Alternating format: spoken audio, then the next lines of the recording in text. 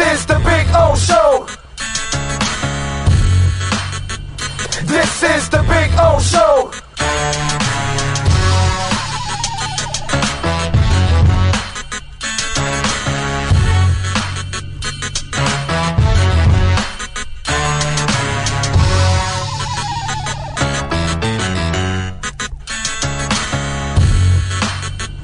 This is the Big O Show.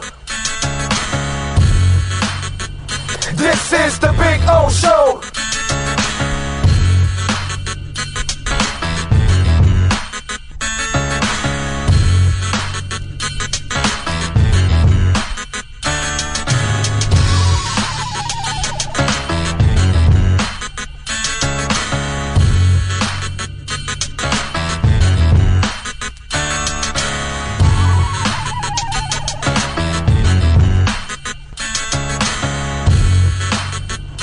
This is the Big O Show. This is the Big O Show. This is the Big O Show. This.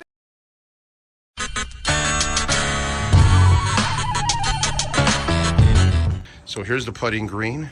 See? There you go. Got two flags. One is over there where Cutter's Edge Pro. It's not coming out now. Come on. Come on, wind. Give me a little wind. No, unfortunately. But there you go. And this one says Big O here. There you go. So there's my putting green. It's about, I would say about 25 feet, something like that. I get to practice, have a little fun. See? And then, of course, we got, the bunkers. Got to have the bunkers, man. Got all kinds of bunkers there. You know what I'm saying? So that's a taste of our backyard. There's Maiden right there. Maiden. Bono, how you doing, Bono? Bono. Bono. He's a Carolina dog, by the way. These dogs are amazing. Their temperaments are awesome. But there is the Sylvester Palm, which is just beautiful. All right, call my guys, Will and Mike at Cutter's Edge Pro. They will take care of you. Dogs are not included, okay? Can't include the dogs. Those are mine. But the exceptional work, oh, baby. Oh, baby. Yes. Make your home an oasis. CuttersEdgePro.com. Go to their Instagram page, by the way, so you can see a lot of the before and after. When you move, you need a reliable company led by passionate folks eager to assist its customers during a transitional process that needs to be smooth. Call Essential Moving Experts at 844-368-5750 for all your local and long-distance moving needs. You can rely on Essential Moving Experts. Mention the Big O Radio Show and get $150 off. Family owned and operated. They offer free 30-day storage, full service moving, fully licensed, bonded, and insured. Moving was never so easy. EssentialMovingExperts.com.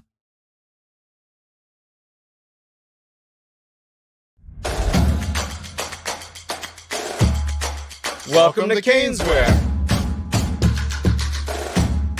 New store, new items. Same great experience. Family owned and operated since 2010, Caneswear has the latest merchandise from the Miami Hurricanes, Miami Dolphins, Florida Panthers, Inter Miami CF, and more. Come visit us at our store in Davie on University Drive, just south of 595, or online at caneswear.com. Caneswear, the spot Miami fans shop. For over 16 years, EJDConstruction.com has provided South Florida residents quality craftsmanship, accurate project management, and exceptional service. That's why EJDConstruction.com is an A-rated member of Angie's List and the Better Business Bureau. When you're looking for the right custom home builder for additions or home remodeling, please call my friend Eric at 305-433-4843. That's 305-433-4843 for EJDConstruction.com. Oh, great. You have a doorbell camera. Now you have a front row seat to your house getting robbed. They're breaking into my house! Ooh, there goes the TV. I'm sure it'll turn up at the pawn shop. No, not the TV! Just because you can see them, that doesn't mean you can stop them. With Sloman's, you get 24-hour monitoring, a free home security system, and professional installation. Plus, free doorbell camera, one that'll actually work for you. Get out of my house! Get out of the house! Call 1-800-ALARM-ME. With more than 62 years of litigation experience handling insurance disputes, Welton Rayom is committed to resolving even the toughest insurance claims quickly. At Welton Rayom, they don't get paid unless you win. They handle complex personal injury claims caused by the fault of another in both state and federal courts. They handle auto, trucking, motorcycle, slip and fall, and bicycle accidents. Call 954-966-4646. That's 954-966-4646. Welton Rayom can help.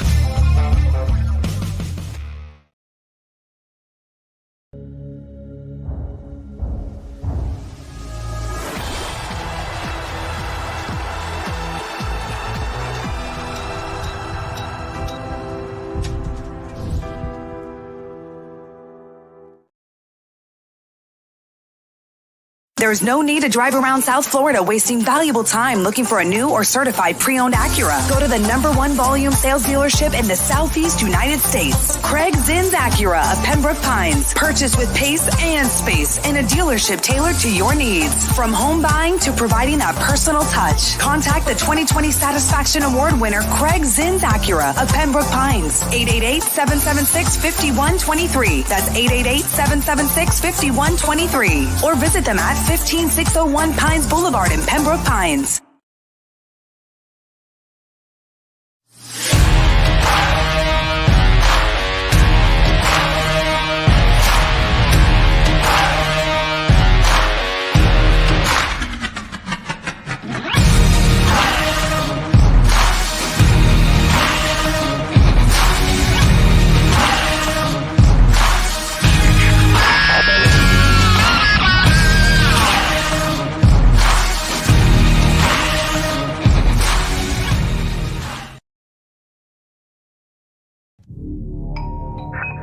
I think I know what this is. Houston, we have a package. Hello? No matter where you are, the Sloman Shield home security system guards your home. With next-gen perimeter protection, 24/7 monitoring, and interior motion sensing. And right now, get a free Sloman Shield security system and doorbell camera, all professionally installed, for free. Shield your world, the Sloman Shield. Welton Rayom has more than 62 years of litigation experience handling insurance disputes. They're committed to resolving even the toughest insurance claims quickly. Call them for a free consultation. 954-966-4646. At Welton Rayom, they don't get paid unless you win. Property damage claims to your home, business, or condo as a result of a hurricane. Welton Rayom can help. Water, mold, fire, smoke damage, Welton Rayom can help. Call 954-966-4646.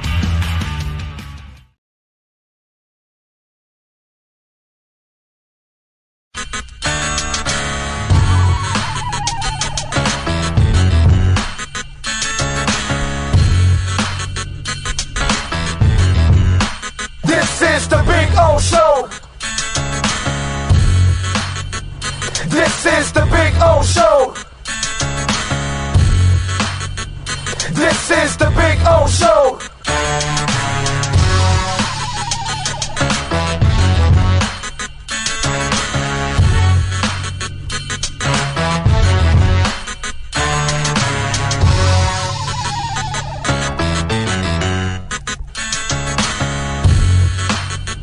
This is the Big O Show. This is the Big O Show.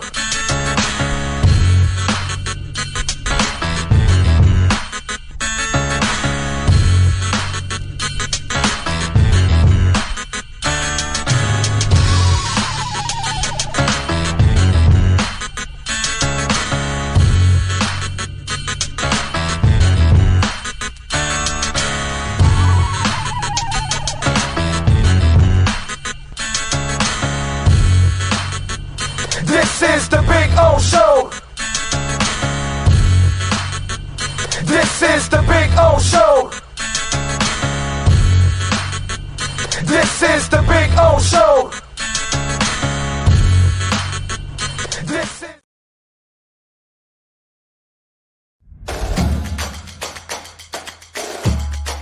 Welcome to Caneswear. New store, new items, same great experience. Family owned and operated since 2010, Caneswear has the latest merchandise from the Miami Hurricanes, Miami Dolphins, Florida Panthers, Inter Miami CF, and more. Come visit us at our store in Davie on University Drive, just south of 595, or online at caneswear.com. Caneswear, the spot Miami fans shop. There's no need to drive around South Florida wasting valuable time looking for a new or certified pre-owned Acura. Go to the #1 volume sales dealership in the Southeast United States. Craig Zinn's Acura of Pembroke Pines. Purchase with pace and space in a dealership tailored to your needs. From home buying to providing that personal touch. Contact the 2020 Satisfaction Award winner Craig Zinn's Acura of Pembroke Pines. 888-776-5123. That's 888-776-5123. Or visit them at 15601 Pines Boulevard in Pembroke Pines.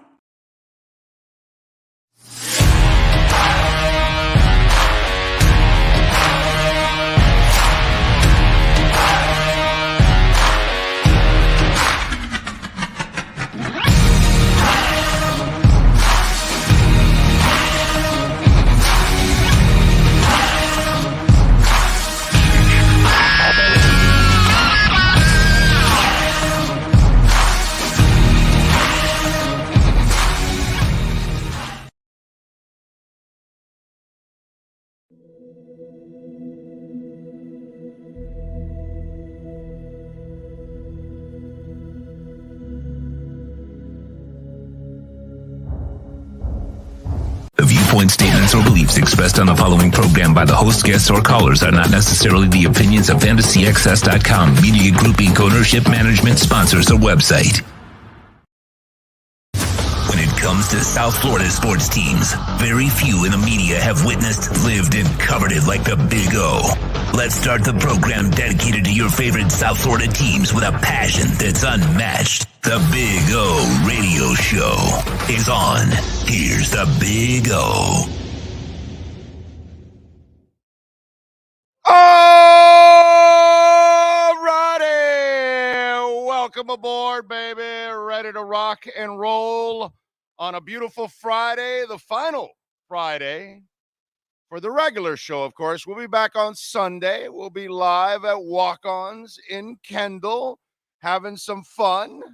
Sorry I'm a little late, but I was talking to Larry, and we were just talking about the un-American way to buy a car, where you can actually buy it the real way here at Craig Zinn's Acura Pembroke Pines, or Lexus, or Toyota, or any other dealerships.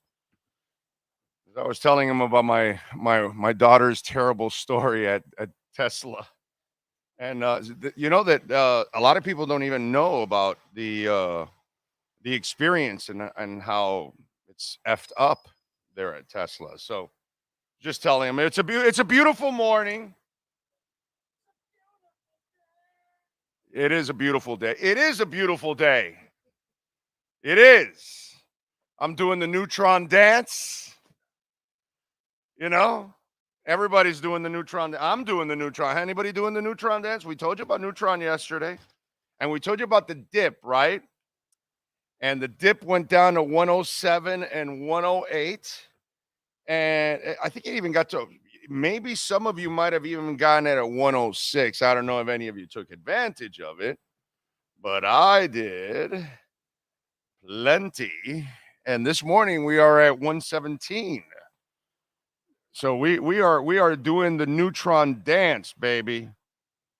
Let me see where Neutron is at right now. Oh, Neutron's up 8%. It's up to $1.15. Woo, doggy. So it's already climbing. Like to hear. I wonder if any of you did take advantage of doing the Neutron dance yesterday, and if you did, you're smiling right now because that thing is bouncing back.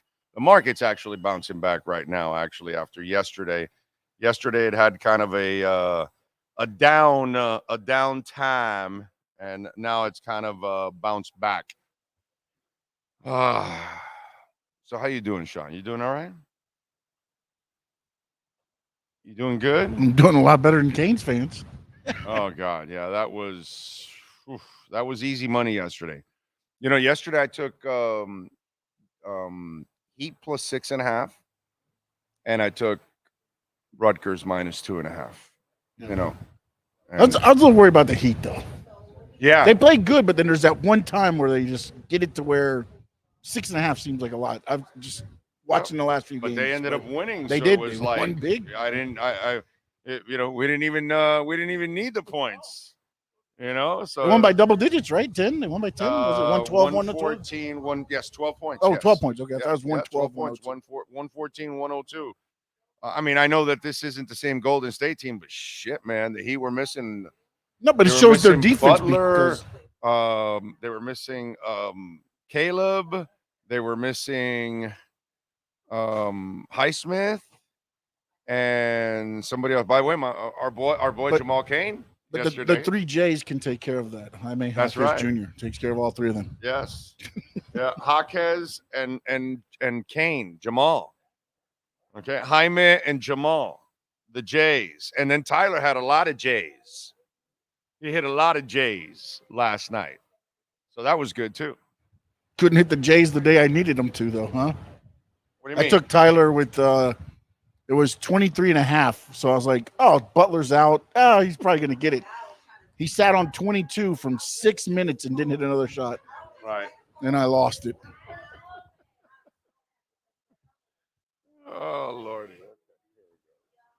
Yeah, I'm going to need it. All right, here we go. That's the end you need. That's the end you need.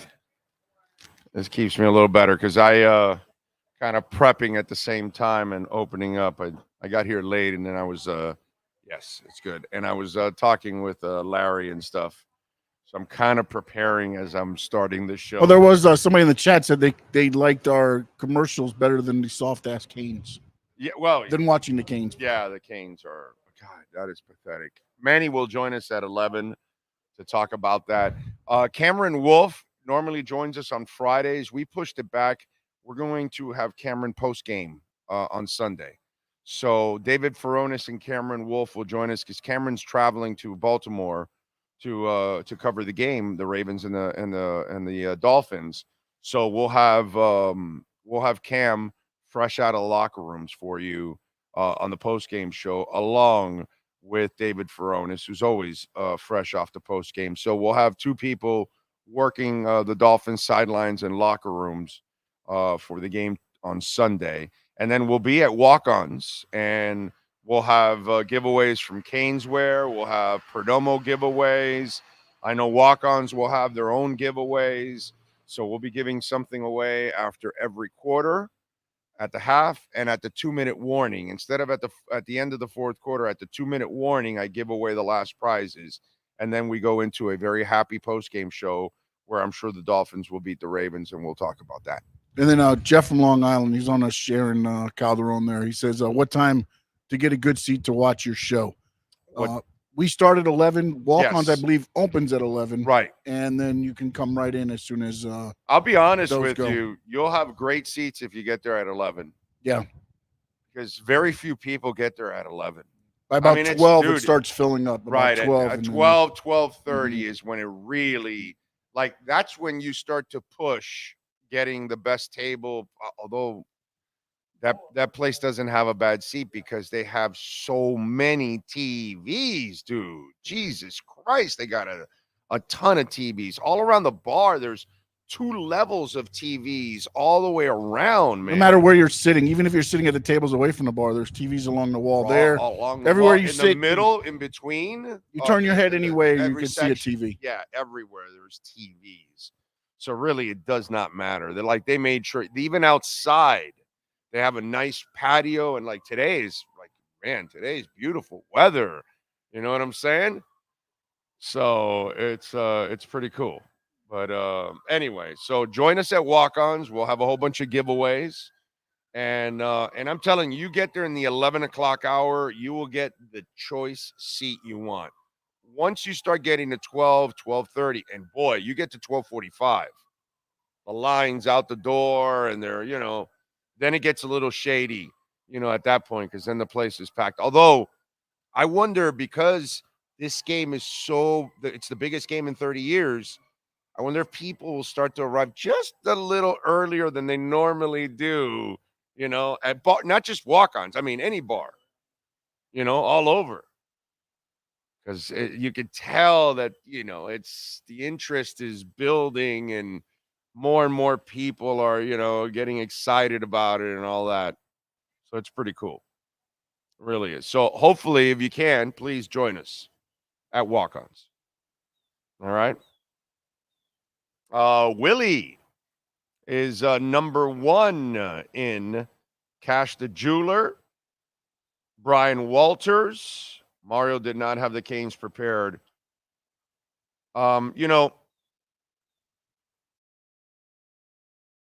With Mario Cristobal, let's just kind of get into this a little bit, because obviously it's what happened yesterday.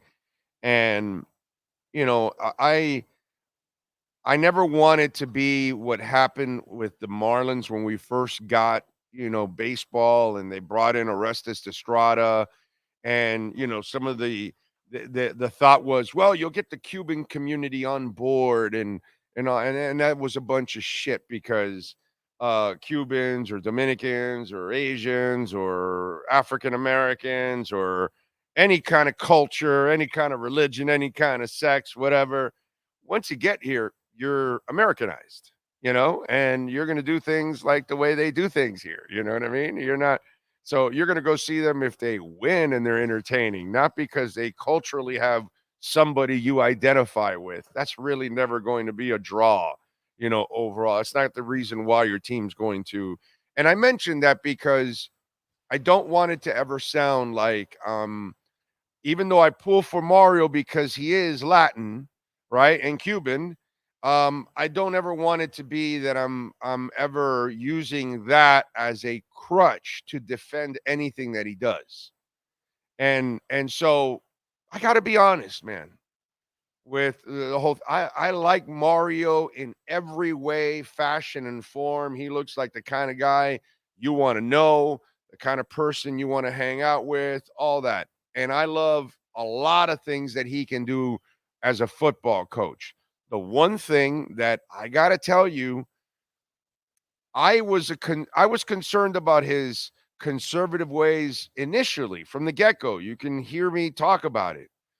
But as I've gotten to watch him now closely for 2 years, I have to say, as a game day coach, my Lord, he is as unimpressive as it gets. Listen to me.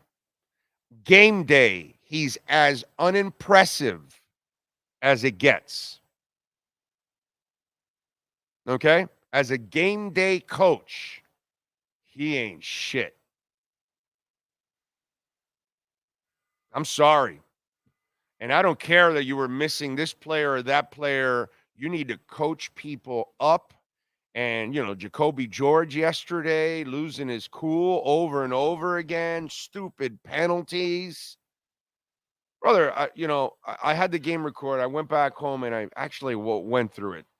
And the second to last drive, you threw the ball downfield. And in the last drive, you failed to even be aggressive in your life. The game's over already, dude. Who gives a shit if you throw an interception? You end the drive on a play that you couldn't even get a first down? You need to go downfield, dude. You need to be aggressive. And just watching the running back, what was the kid's name? I wrote it down. Manangai. Just run all over them.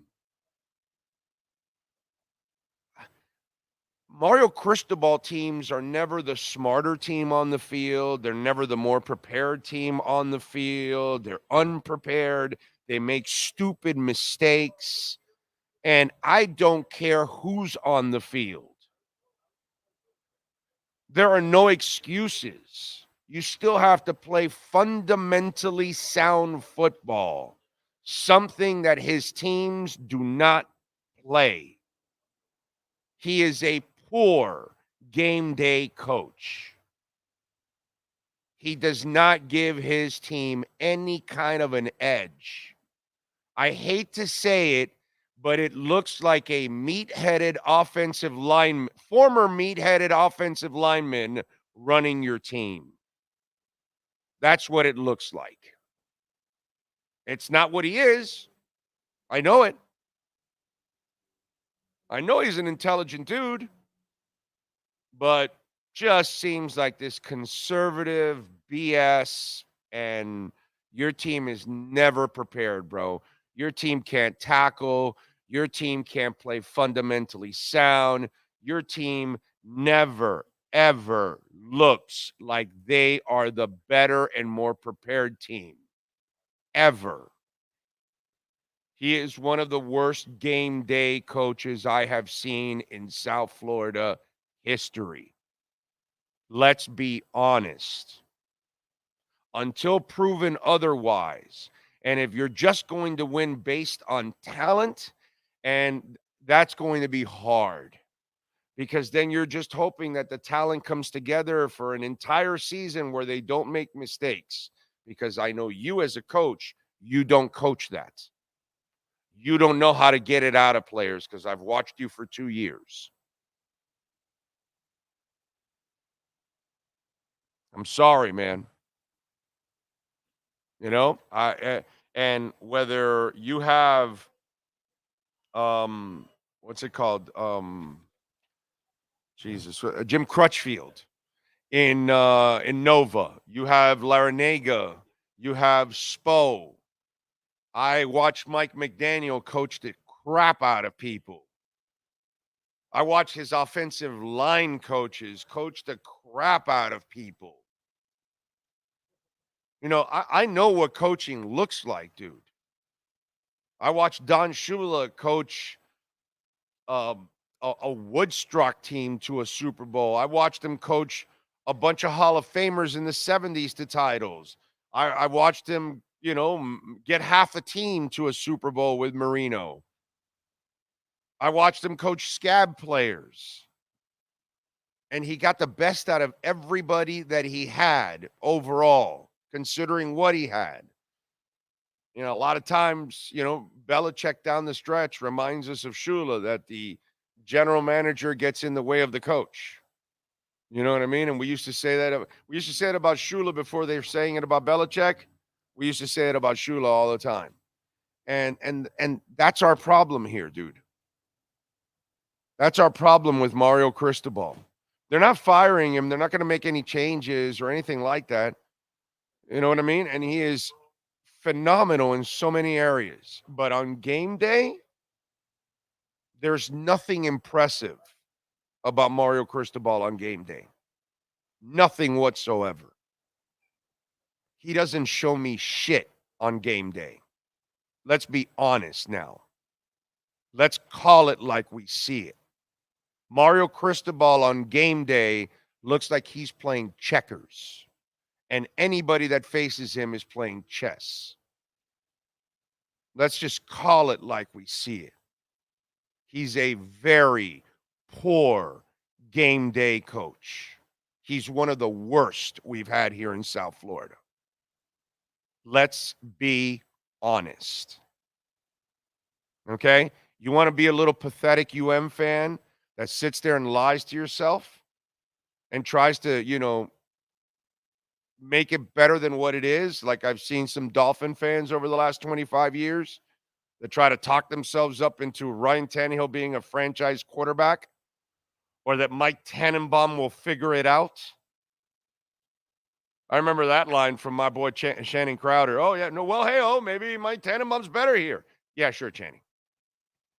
Sorry, I love him, but, you know, when he tried that shit with me, you won't live it down with me, unfortunately. You know what I mean? And he does a fantastic job, but he pulled that one on me, and I was like, yeah, the Homer shit ain't going to work here, bro. Go. You're on QAM. You can do that over there. Flagship station. You want to Try not to be, that's not the game I play. I don't play that. I don't play the fan crap. Okay? I don't. I call it like I see it. If it's great, it's great. If it's bad, it's bad. That's it. I'm the only one telling you that Tua was phenomenal from the get-go. I'm the only one telling you that Chris Greer was phenomenal from the get-go. And I stuck to my guns. Just like I'll stick to my guns that Ryan Tannehill ain't going to get it done, or by Tannenbaum, or whatever, whenever I think of something that I don't like. And I say, hey, and right now, Mario Cristobal is an embarrassment as a coach. It's just seriously. You're an embarrassment, bro. They were 11-0 against Rutgers history. You're the guy that lost to Georgia Tech for not kneeling. You're the guy that loses to Middle Tennessee State. You're the guy that loses to Rutgers for the first time. You're the guy that your teams constantly look undisciplined. And please don't sell me this bullshit that you're better than you were last year. Because you're not. You had better talent. In fact, I would say this year is a bigger failure than last year because this year you had more talent and you still could only accomplish very little with it. What you accomplished was not enough considering the talent that you had. How do you like them apples? So please don't sell me this bullshit on top of Xavier Restrepo trying to tell people, well, we improved and we're better this year than we were last year, and next year we'll be better than we were this year. And that, brother, if this is better, I don't want any part of it. So if we're going to be honest, you could talk about all the recruiting classes you want. You could talk about building up the facility. You could talk about adding this 4 or 5-star player. You can talk about adding this, that, whatever, until I see on game day that you can actually coach people up and make them better. And you start winning. How about start winning games you're not supposed to win? Not lose games you're supposed to win. I see that every year with Mario Cristobal. That's pathetic. I don't want any part of that. So just in case, if we're going to be honest now, Mario Cristobal has instilled zero confidence as a coach. It does not matter if you give him talent. He is not going to win any kind of national title. You don't win national titles the meathead way where you just roll out the football and hope that it just, ball bounces your way. So if we're going to do meathead football here, that's not going to get anywhere. If we're going to get intelligent football here, where you out-scheme people, where you out-hustle people, where you show discipline. Oh, in other words, you're like the Miami Heat culture. Then we're talking.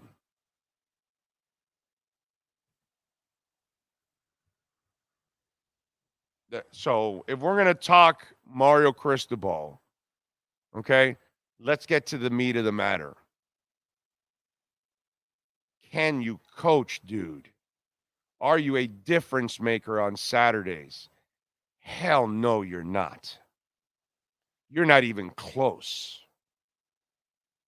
And you know what the problem is? There's maybe 500 people in the entire world that actually really watch FIU football from beginning to end and know exactly what's going on. In fact, poor Pete Pellegrin is probably in a rubber room somewhere because he's had to watch too much FIU football.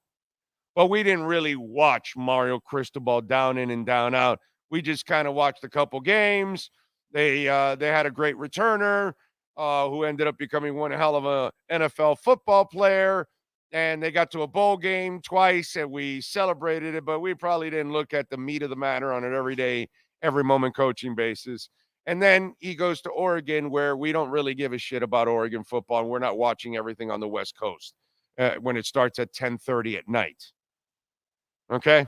So we didn't really watch him every day.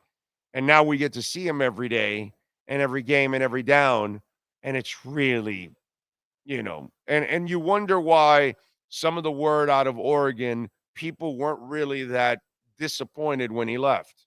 And in fact, most of them will tell you the guy they have now is superior to the guy that left. And I'm now finding out after 2 full years of watching him, my Lord, this man is not a difference maker as a coach.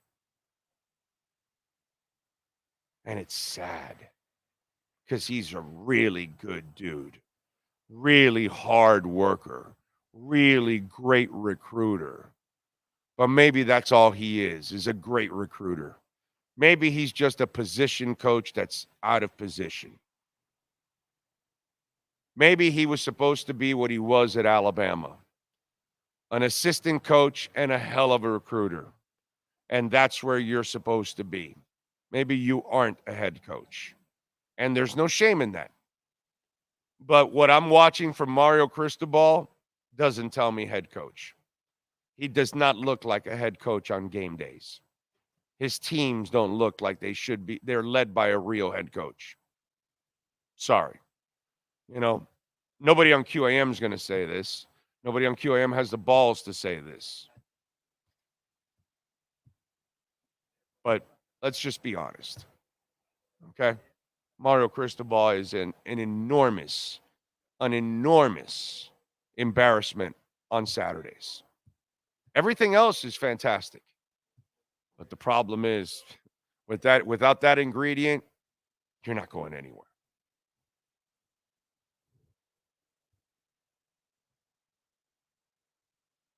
Sorry, but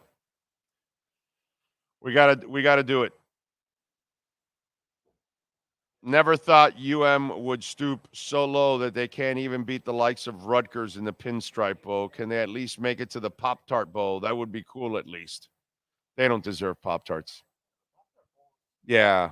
They had ranked teams. Yeah.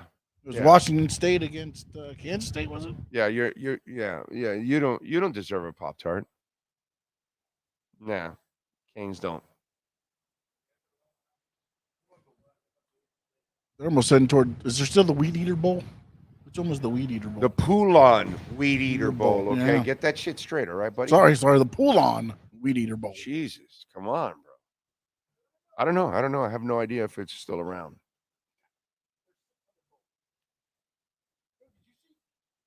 Did you see James Madison actually made the bowl games because they didn't have enough teams? Enough 6-win teams. James Madison. But James Madison is actually a decent program. Yeah, they lost the bowl game, by the way. But I'm saying, but they were in there. Like a decent, they are. They are. And there's a 5-win team. James Madison, they actually win some games. It was so bad. There were so many bowl games. There was a 5-win team playing the other day. They ended up winning the game. I'd fear Miami playing James Madison. Coach, pretty good. Our defense is playing at a championship level. I definitely like Miami's chances. You talk about the Dolphins, obviously. Yes, sir. Definitely not talking about the Canes after watching them get run over. Poll question, who's worse, Mario Shannon or Manny Diaz?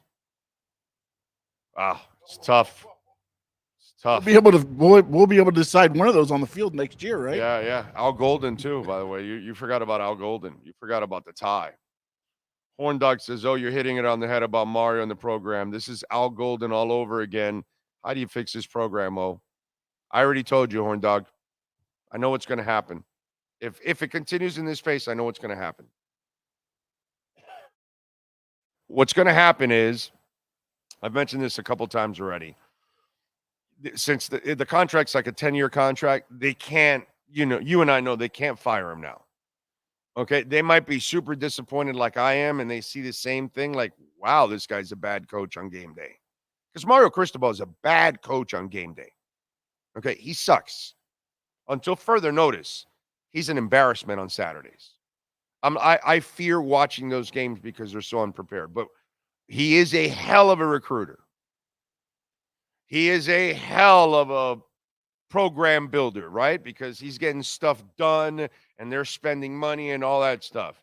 So what they'll do is they'll let him, flounder for 4 or 5 years, build up all the recruiting, and then when there's 4 or 5 years left on the deal, then they can fire him, have a long payout, and then go get a guy that now that the program is loaded, you fixed your practice field, you updated everything, yada, yada, yada. You go get the guy that can put you over the top. Okay? You Jim Leland to the Renee Latchman. You Riley it from Kevin Lockery. You get what I'm saying? You go get the guy that actually can finish the job. Okay? You got the guy that can get you to maybe first or second base. You need the power hitter.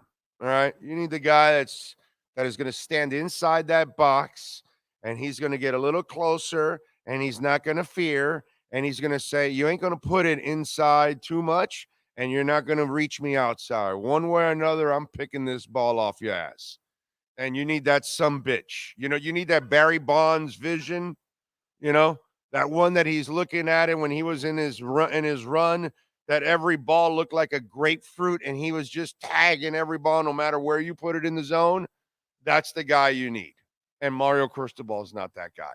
But you're not going to be able to do it. And so we're going to have to put either he improves on game day, which I really think that's not going to happen anymore, and or we wait about 5 years into this deal where then they can fiscally start to work something out and get the hell out of the deal, but go get a guy now that the program is loaded with talent because Mario was able to recruit. He just can't make the difference on the field. Yes, sir. It's almost going to be similar to the situation of Mario's biggest win, Texas A&M, because Jimbo Fisher loaded that team. Right. Couldn't do anything with them.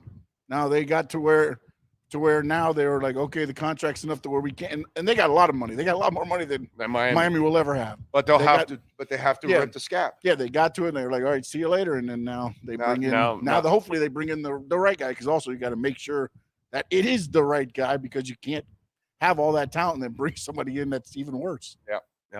And I got to tell you, I was dead ass wrong about Mario. That's how it looks to me right now.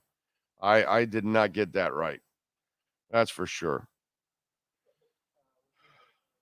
On QAM, they're going to say they need another year, and then he'll be a great game day coach. Yeah.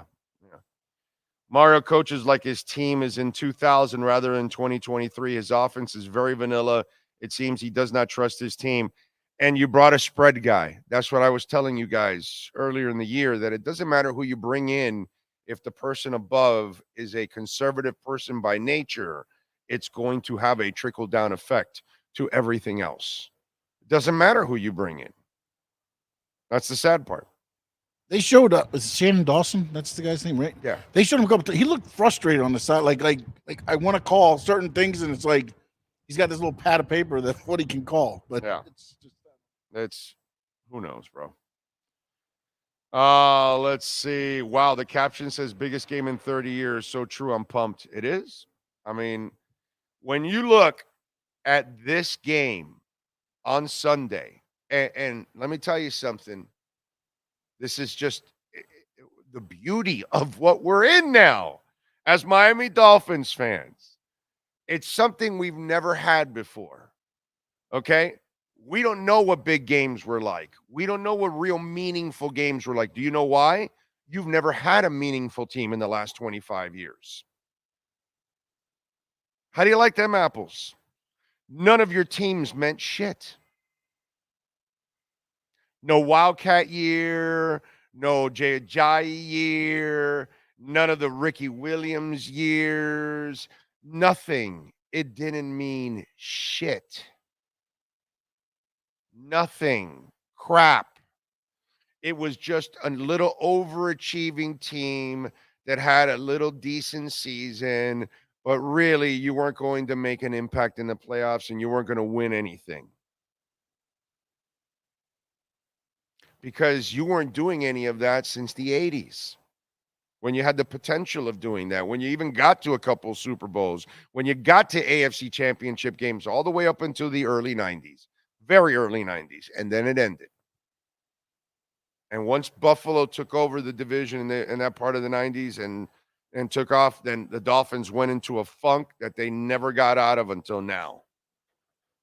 So it's been 3 decades where we get to say this is now the biggest game, in those days, it wasn't ever of the franchise or because you had the 70s and all that, but you were talking about another huge game with major implications. So now in the last 30 years where you've accomplished nothing, where the teams that did win a little something really meant nothing anyways, because they were nothing teams that were going nowhere anyways and had no hope whatsoever to win any kind of a Super Bowl or any kind of a conference championship or anything like that. This one does. And this is what I've been telling you since the offseason. This team has it all. It just needs a little luck. And I'm not talking about luck. Oh, the ball bounced your way. Oh, we need no. I'm just talking about injuries.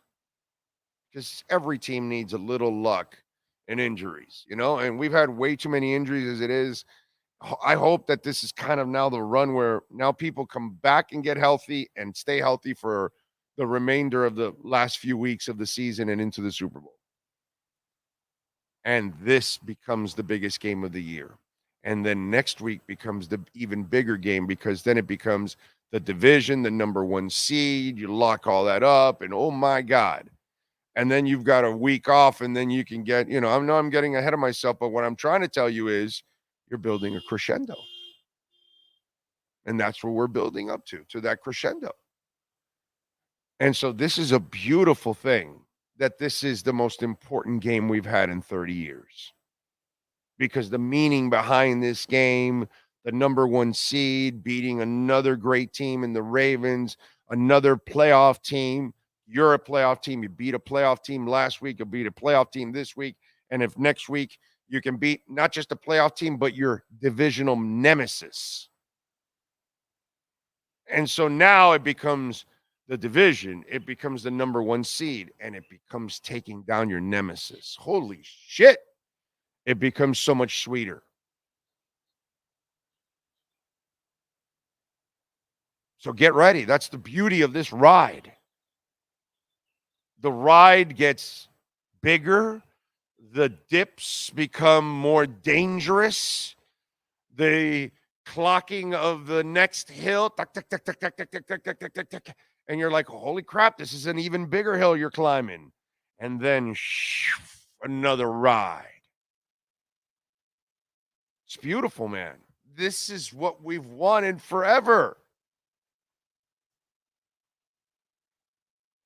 That's why I was talking yesterday about the perceptions, and you can go back and listen to it, how the perception of the Dolphins is completely wrong. But yet they paint the picture one way for the Ravens and the Dolphins another way when it's actually not true. And you can go listen to that. Same thing here. This is the picture, and this is what we wanted. Games that matter, games that have so much meaning, not just the season, historical meaning for your franchise. And when you think about something you haven't accomplished in decades, you got a shot at a number 1 seed? Are you kidding me?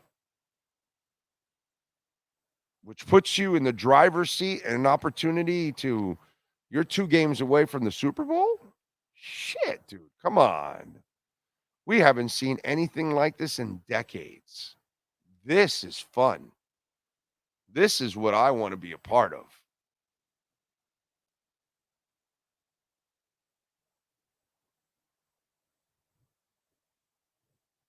Anyway. Remember, if your business wants to be a part of our platform, 786-754-4664. That's 786-754-4664 if you want to be a part of it. Yes, sir? Were you going to say something? No, because somebody was talking about Drago, I think, and it was like, I hope they don't flex the game.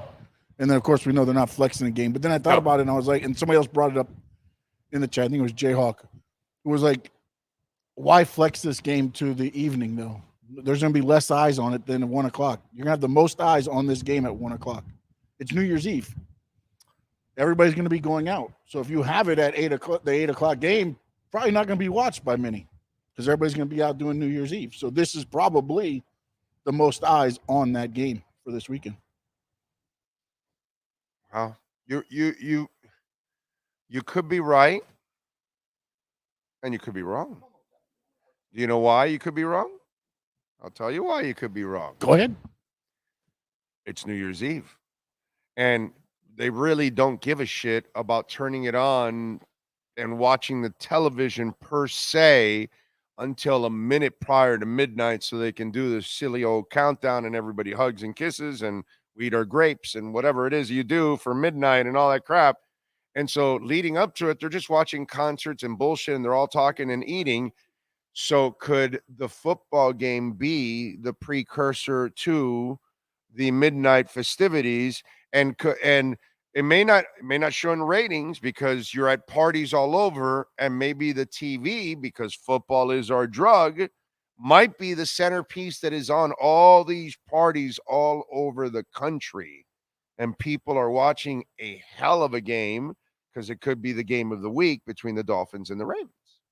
But then, but also then you're very putting Super Bowl like you're putting in bars. You're putting it against your own network's New Year's Eve celebrations. And when you look at ratings and viewership, and they at the end of the year, when Dick Clark's New Year's Eve, you got all these things going on. But at the end of the year, when they put the top 50 programs, like out of the top 30, like 28 of them are NFL games.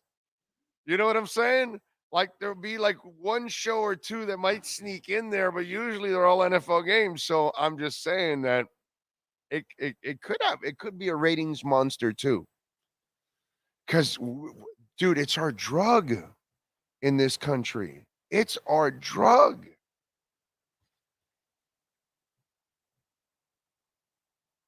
So, Chad says, I was off the Mario wagon after he didn't take a knee. I know most will want to give him one more year, but I'm Mario out.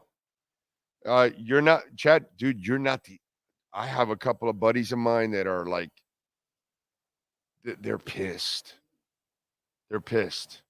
And I think that there's a lot of people that are like extra pissed because they were like, I want Mario here. And they were really wanted Mario badly. And they're like, they feel like I do, like, wow, I was off on this one.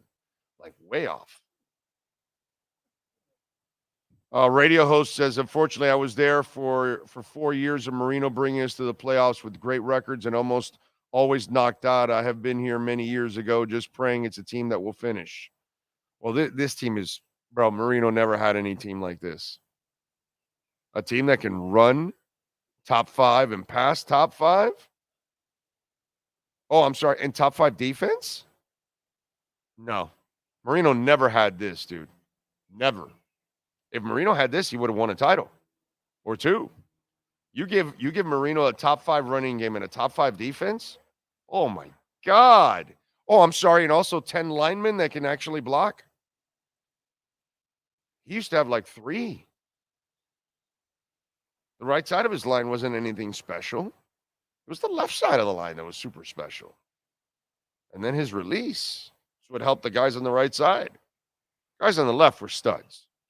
They were going to hold them no matter what. Big O, hear me out. I have never seen this. I'm 35. Best team and season of my lifetime thus far. Yep. And it's only going to get better. Mateo is in the house. Thank you for the love in the super chat. Remember, you can always make a donation through Cash App or Venmo at Cash Big O Show. That is Cash Big O Show, Cash App or Venmo. And you can also send us a Bitcoin donation. You know I love my Bitcoin donations. Make all games at 1 o'clock and primetime games at 4 p.m. There we go. No flexing, please. I have my day all planned out already. The NFL does it. They flex it ahead of time. They don't flex it the week of the game. No, yeah. And then also it's Vikings-Packers, your Sunday night matchup. Yeah. God. Jordan Love, baby. Yeah. Just a game I have zero interest in. Jesus. You're welcome, radio host. The Miami Dolphins and Dallas Cowboys, according to Fox Sports, it was the highest rated game. Yeah, no. I'll give you a great part of that story. And I mean, the NBA must I mean, they must feel absolutely terrible nowadays because of the NFL getting in their business pretty much, right? So check this out.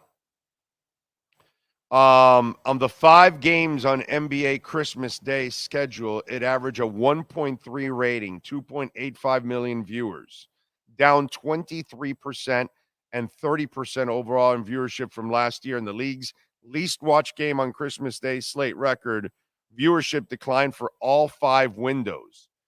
It featured the Celtics-Lakers game, which was the most watched game with a 2.1 rating and 5 million across. And then Warriors Nuggets placed second with 1.8 at 4.1 million. Shifting to portions of the schedule, Bucks Knicks led the way with 1.2 at 2.49 million people watching. Bringing up the rear was Sixers Heat, 0.6, 1.3 million watching. For that window, down a whopping 69% and 73% respectively overall. Okay. Now, you look at the NFL games, and it really ended up becoming a disaster. Why? Celtics Lakers, like I told you, drew 5 million, right? And the Bucks and the Knicks and all that, and I told you all about that. Well, on Monday, 31 million people watched the Raiders-Chiefs game. 29 million watched Eagles-Giants, and 27.6 million watched Ravens-Niners. Christmas Day. I mean, that is crazy. And then when you talk about the Dolphins and the Cowboys, okay? Remember I was talking like a 1.2, a 0.6, all that, 4.1. Okay. For Dolphins and Cowboys, a 13.0 rating. 31.5 million viewers watched it on Fox. Which, by the way, is the largest Sunday regular season audience in any network since 2007, when 33.8 million people watched Tom Brady, undefeated, defeat Peyton Manning and the Colts. So it took a special game like that one in 2007 to beat the ratings of the Dolphins and the Cowboys. It's crazy. All right. And by the way, for the season, the telecast ranks 3rd in viewership behind Thanksgiving afternoon, Washington, Dallas. 41.7 million people watched it. And Packers Lions, 33.7 million. That's crazy. Raiders Chiefs, 29.17 million on Christmas Day. It's impressive, dude. What the power of the NFL is and boy, the NBA is lucky because now, the NFL won't be broadcasting on Christmas Day next year because it's a Wednesday or a Tuesday, something like that. I don't know what it is. Tuesday, so it's a Wednesday. Man, just have a bye week the week before and give them, and then load it up and make them play. That's what I was going to say. Do they change it to be like, okay, instead of Thursday, we're going to have a slate of Wednesday games? Right, and you give them the bye week before, the week before. All those teams are off a bye week the week before. And don't schedule them for the Thursday game the following week, so then they got rest all the way up to Sunday at least. They have a 10-day window, yeah. So it guarantees you a really good game on Christmas Day. That's what I would do if I'm the NFL. Looking at those numbers. And by the way, they're done on Wednesday, and they won't play again for another 10 days. So you guarantee everything. You won't have any problem with the players' union. You won't have any problems negotiating it, and everybody wins, dude. The only issue, and again, I don't think this will affect it too much because football is king, is you would have to make sure that with the schedule, what those. There's no flexing into this, is what I'm saying. Right. Oh no, you have to know, so you're gonna have to, hope you gotta hope that injuries or whatever. Right. But I still think they are good. That your projection, yeah. You nail it. In other words, yeah. As long as one of those teams is still good, because you saw what was it? Raiders Chiefs was, as long as you have one good team in there, right, the numbers are going to be there regardless because it's the NFL. Yeah.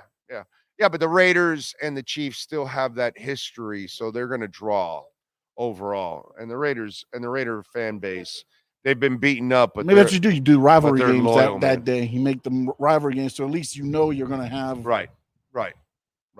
Yeah, that makes sense. That's a good one. They should hire your ass. You'd make slightly more money than you'd make here.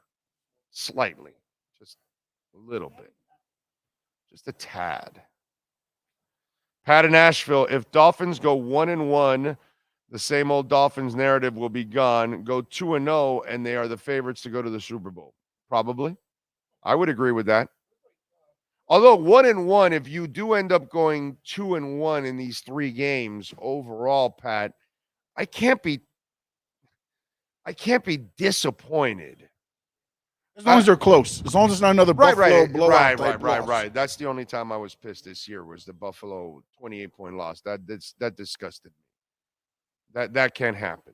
They're not that. They should never be that team this year. They're too good to be that team. But if they go 3-0, Pat, oh my God, it's freaking amazing, dude. They go 3-0, they gotta go 5-0. They gotta just go on. Just continue it. Finish it off. Finish it up. You know what's funny? Last night on Prime Video, I don't know if you watched it with the audio or during halftime, they were talking about how, the AFC teams. They're like, last week we were like, I'm sorry, the NFL rankings. They were like, last week we thought San Francisco was the team to beat. Now this week we're talking Baltimore. And then they're like, and if Miami's able to beat, Baltimore this weekend, next we'll say the Dolphins are Super Bowl front runners. They're like, that's how open it is right now in the NFL. Every week they feel like it was Ryan Fitzpatrick was the one that kind of jumped on it, and he was like, every week we say this team is the front runner, and then something happens, and then we're like, that's the front runner now. It's just like that's the way they've been going this whole year. It's just the parity, I guess, in the NFL like this year. It's just dude. Yeah, that's right. It's got to be good for the NFL. Like Roger Goodell sitting up there going, "Okay, good. Yeah, this is good." It's not great for the product overall because there's a lot of mediocre football being played. There's no what's the saying? Like you have your 10% at the bottom, 10% at the top, and then 80% in the middle. That's not what the NFL is right now. No. Yeah. It's pretty even all the way throughout, dude. The difference between the teams that are in the playoffs and the teams that are out of the playoffs, there's not much of a difference. It's just a couple players. J. Alex says, Big O and my family, New Year's Eve, we party, we dance, eat, and most importantly, socialize. So watching the game at night will be locked as an antisocial, and that's if the party is at the house with the TV. That makes sense. But I could see a bunch of guys gathering around the TV watching a hell of a game between the Dolphins and the Ravens. If the game's not a great game, then no, of course not. If it's Packers Vikings, then yeah, it's just in the background. That's why I got AirPods on though. You just put in your ear and put your phone in your pocket. You can do that. Did that one. That's it. You can do that. Radio host, thank you for the love and the super chat. Don't need anything, just helping fund your producer's salary so the NFL doesn't poach him. There you go. Smart move, radio host. Take care of Sean. We need him. Raiders and Chiefs is driven up by Taylor Swift. There you go. I like it. Yeah. I want to go to Walk-Ons. It's down the street from me for the last game we went to. Was great. Atmosphere is awesome too. Yes, man. It's a great atmosphere. The food is awesome. They have great service, and we give away great prizes. And you're right there with the show. We can meet, take a picture, all that good stuff. So appreciate all of you out there coming out to Walk-Ons. We'll be there on Sunday. Walk-Ons opens up at 11 a.m. Okay, they're in Kendall. And that's when our broadcast will start at 11 a.m. So you can come on out. We'll have prizes from Caneswear, from Perdomo Cigars, all kinds of giveaways all throughout the game. I'll MC throughout the game. What about True Fin Fan? Oh, yes. True Fin Fan, thank you for the love in the super chat. He says, who's going to Walk-Ons? I know I am. I like it. Like it. I like it. I will be happy with a Dolphins playoff win. It's been 23 years. Amen to that. Amen to that, dude. How we doing here?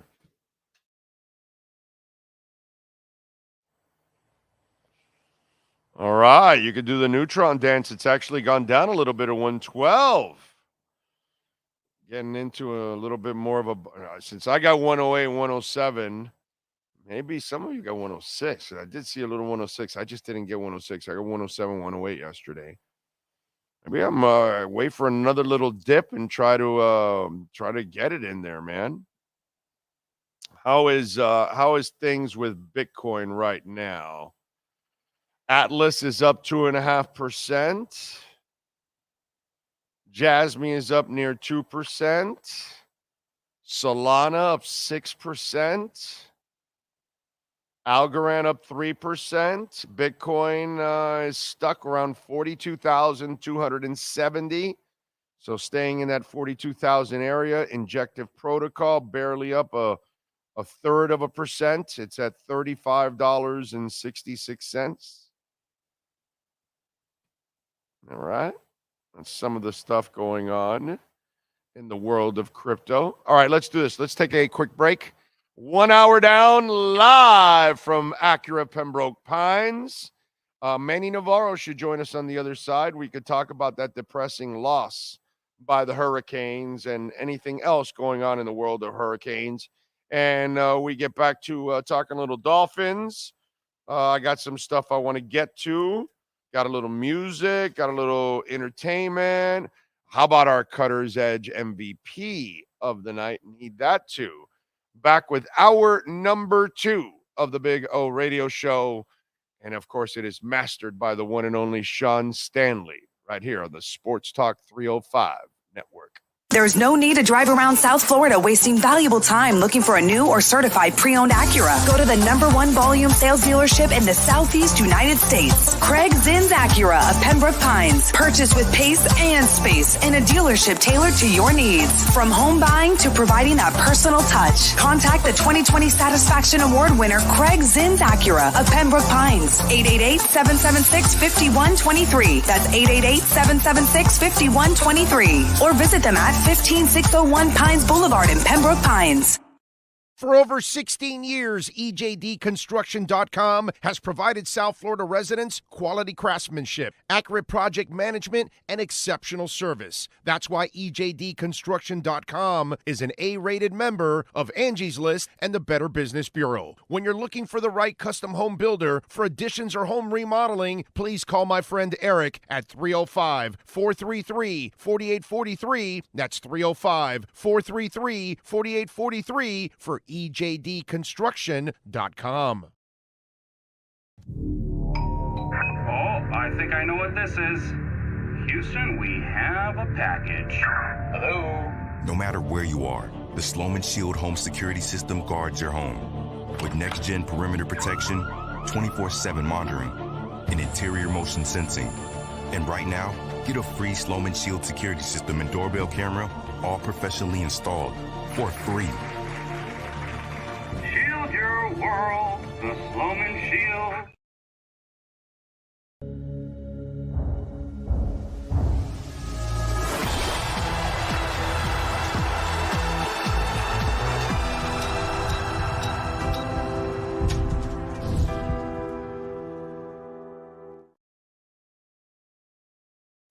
With more than 62 years of litigation experience handling insurance disputes, Welton Rayom is committed to resolving even the toughest insurance claims quickly.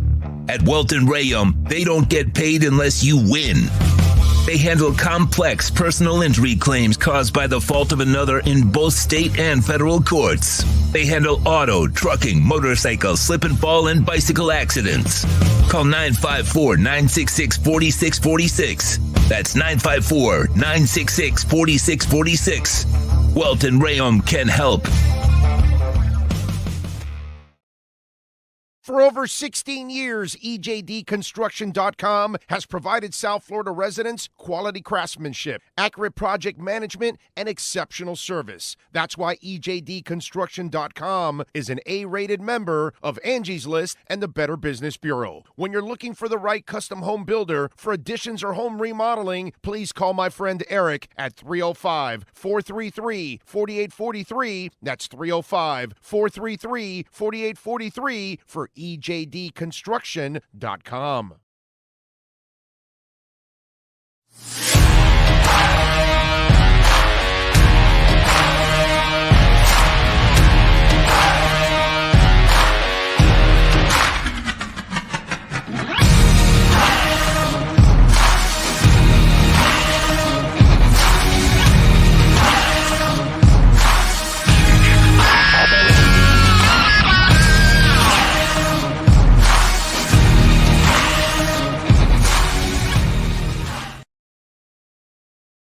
The viewpoint, statements, or beliefs expressed on the following program by the host, guests, or callers are not necessarily the opinions of FantasyXS.com, Media Group Inc. ownership, management, sponsors, or website. If you're a Miami sports fan, there's only one store to go to, and that's Canes Wear at Miami Fanwear in Davie. They're your one-stop shop for all your Inter Miami CF, Canes, Dolphins, Panthers, and Marlins merchandise. They have hats, t-shirts, game day jerseys, and so much more. Located at 2655 South University Drive in Davie, and open 24/7 online at caneswear.com or intermiamiwear.com. Call them at 954-835-5597. Canes Wear, the spot where Inter Miami and all Miami sports fans shop. Time for Canes fans to get what they want. Information, insight, and perspective. It's the Canes Wear Miami Hurricanes Report with Manny Navarro, exclusively on the Big O Radio Show. Here's Big O and insider Manny Navarro. All right. There he is, ready to go. So, lot of Vicodin, a lot of liquor, a lot of a lot of depression yesterday for Canes Nation, my brother. It's just like another ugly chapter, unfortunately. That's what it seemed like, man. It really is. I think it's probably just it's 20 years of frustration. You guys hear me okay, by the way? Yeah, you kind of sound a little muffled there. All right, almost sounds like back in the day when you used to call Cuba. Oye, abuela, ¿cómo estás? Bien, chico. ¿Me oyes bien? It's just one of those kind of things. So yeah, it's kind of rough. Better now? Yes, a little better. Little better. All right. Yes. Yeah, I think it's just 20 years of frustration, man. Of what is it? 2 bowl wins in 20 years for this program now. Yeah. And the last was in 2016. So. But it's how you lose. It's how you lose. That's right. A problem. Jacoby George losing his cool. Your team getting run all over. It doesn't really look like you're prepared. Right.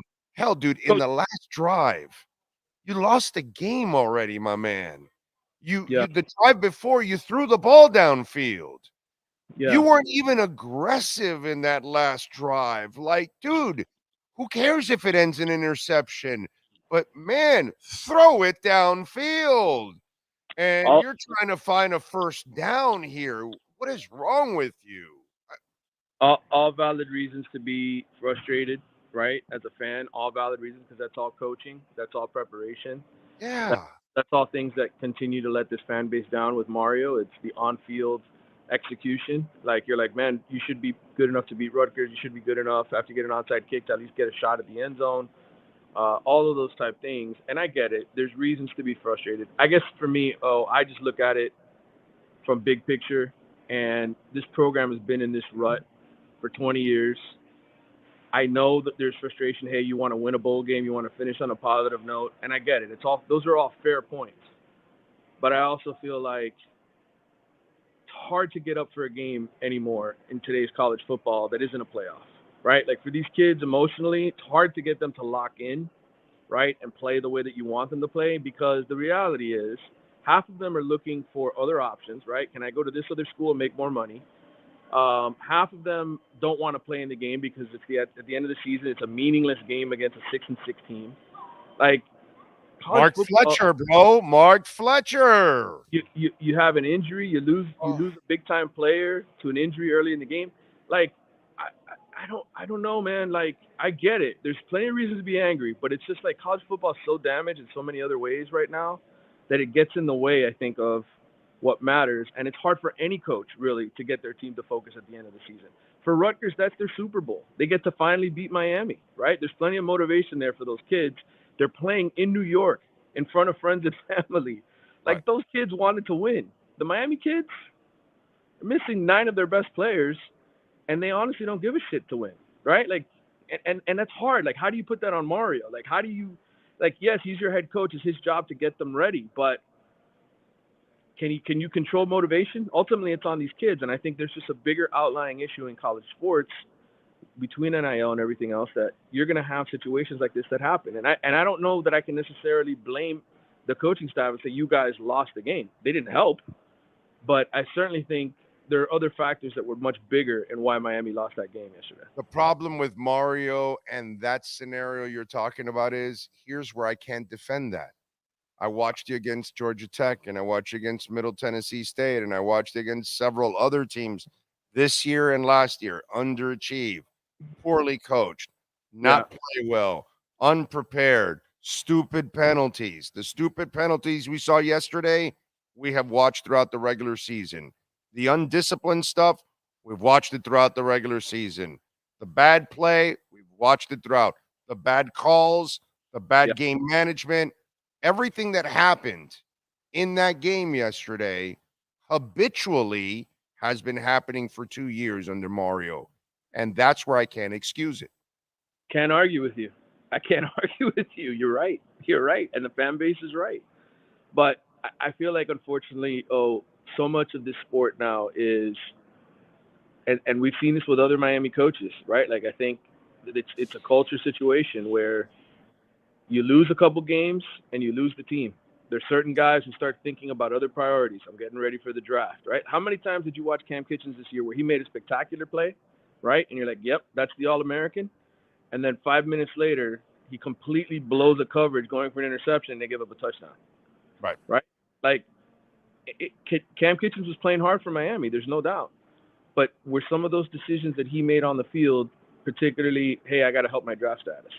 And I'm just using him as an example. I'm not calling out Cam Kitchens. I'm just saying that's what you have to think about as a fan, that there's so much in the way of these guys thinking nowadays, right? The moment your team goals kind of go out the window, the moment you can't play for an ACC title anymore, the moment you can't achieve the team goals, personal goals become the priority. And I think that gets in the way of performance.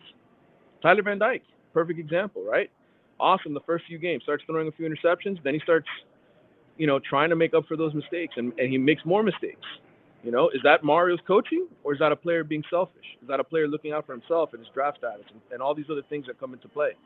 I don't know. I think, again, it's one thing for NFL guys to do this because they're making, they're getting paid by the contract and they have to live up to contract deals. These kids are trying to get bigger NIL deals, and they're dealing with all of this at a younger age. There's less maturity, right? There's more influences on the outside. Once you're in the NFL, you're a grown-ass man. You're paying your own bills. You're raising a family. It's a little different than when you're in college and high school and you're dealing with the same pressures. Man.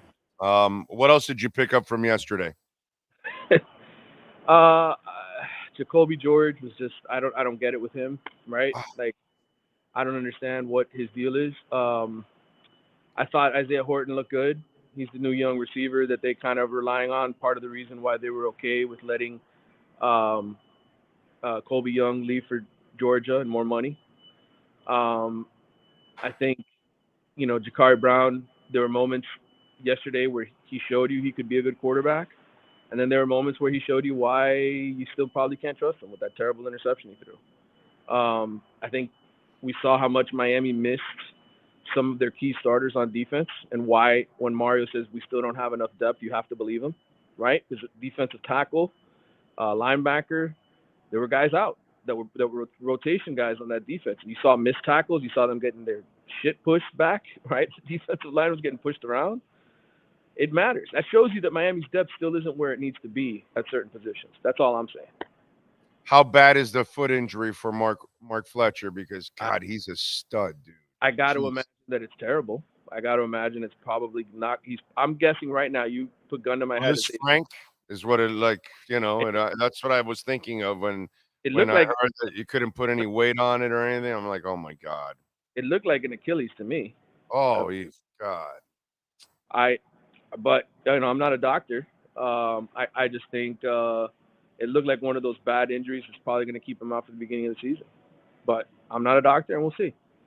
So, and that becomes an example of, you're a pretty good player, that you've got some kind of, because Mark Fletcher has an NFL future. Oh, absolutely.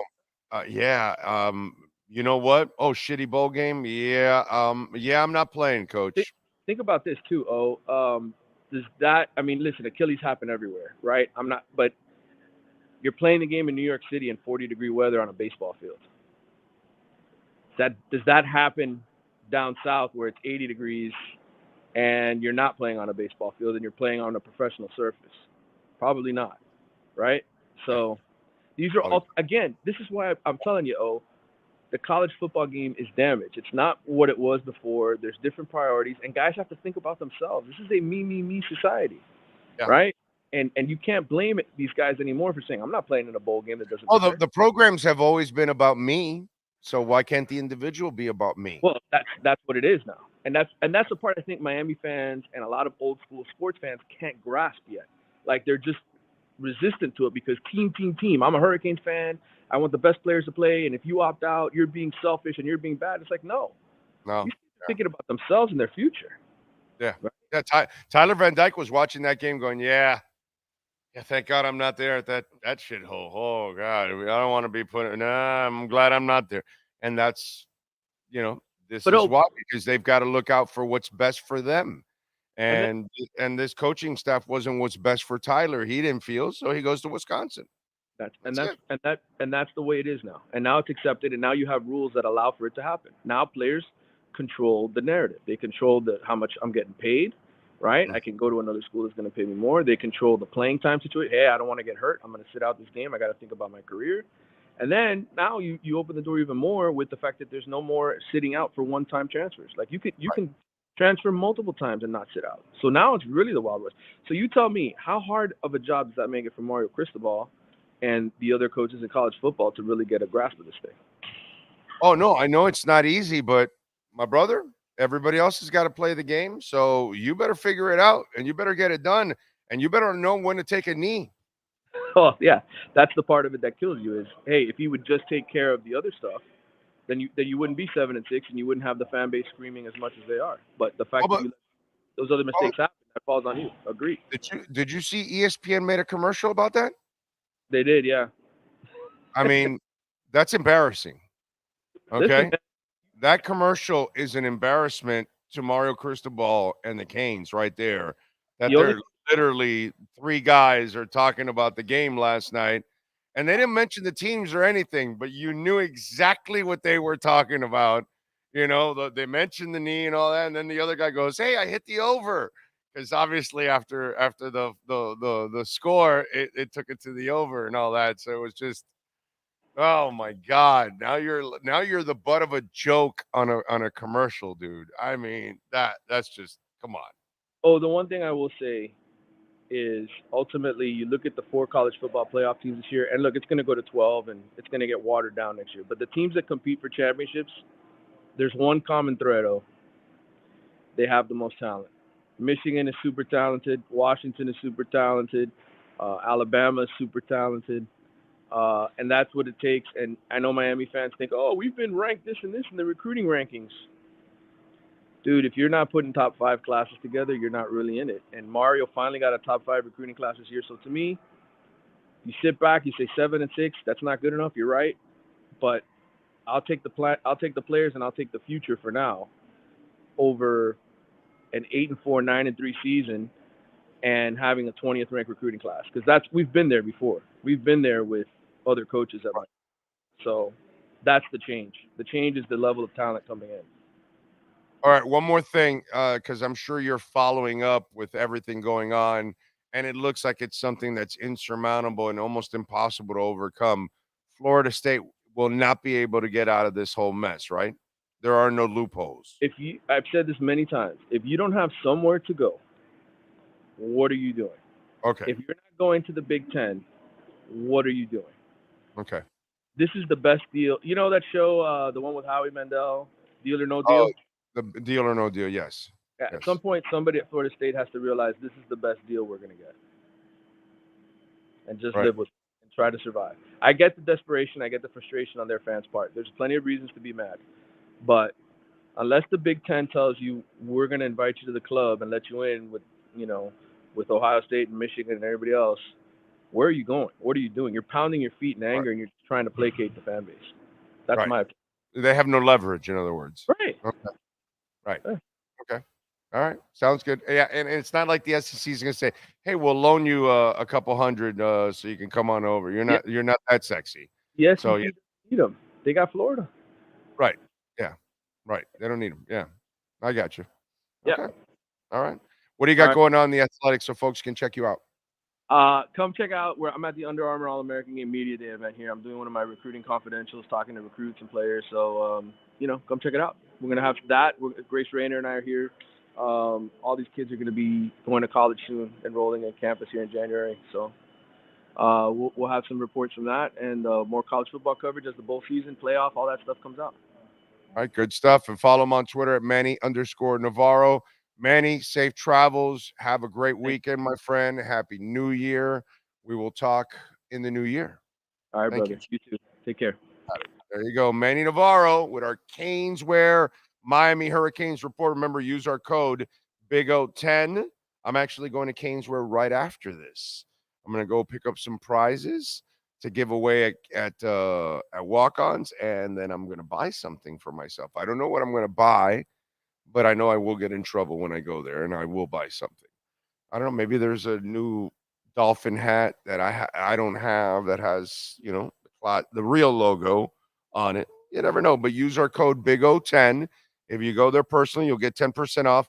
Or if you're ordering online anywhere in the country and you go to caneswear.com, you order online, use our code BIGO10, you'll get 10% off. And remember, when you order online, if you go over $99, you will get free shipping. So free shipping over $99, and then you can put my code BIGO10 and get 10% off at caneswear.com. Welcome to Caneswear.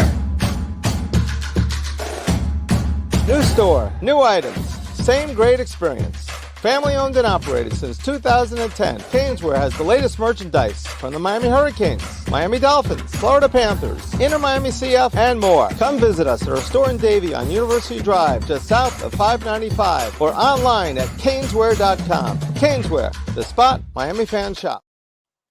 All right. Don't forget to smash the hell out of that like button. Smash it. Top Gun, baby. We'll be there next Wednesday. Next Wednesday, we'll be there at Top Gun. And, of course, when we talk about Top Gun, do want to remind you, folks, they've got a family atmosphere there. They've got the latest in air quality and targeting systems. They've been around for 4 years. They've got the only indoor public archery range in Dade County. They've got mini leagues and mini tournaments on weekends. The gun range, they've got 18 lanes, up to 25 yards, longest distance for an indoor range in Dade County. They've got self-defense classes for the ladies. Yes. Basic pistol, concealed weapons courses, also available in Spanish.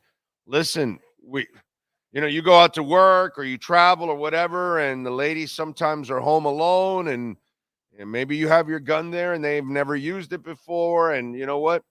Training is good. Classes are good. Make sure that they're, trained properly. You know what I'm saying?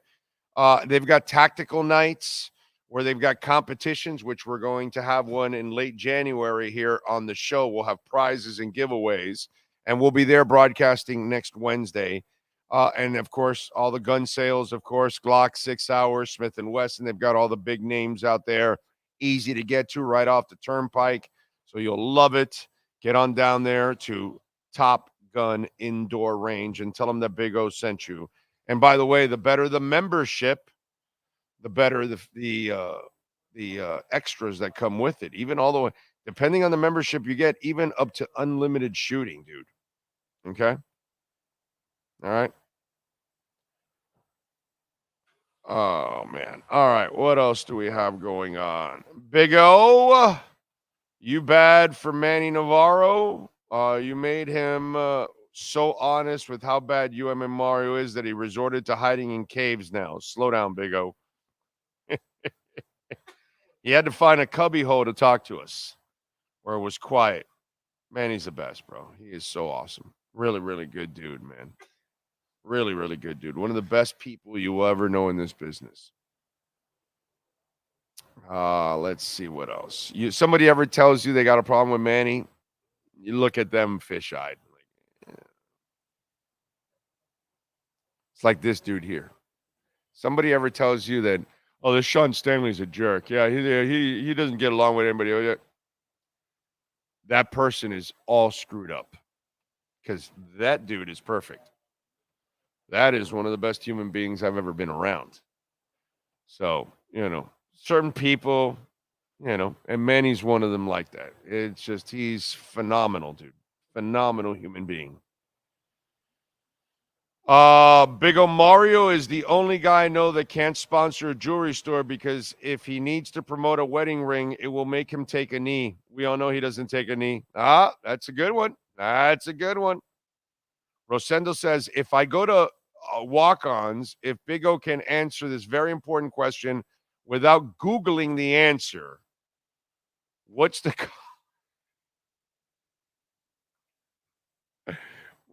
cause of the Civil War? So wait a minute. What are you treating me like Nikki Haley here or something? That was funny, by the way.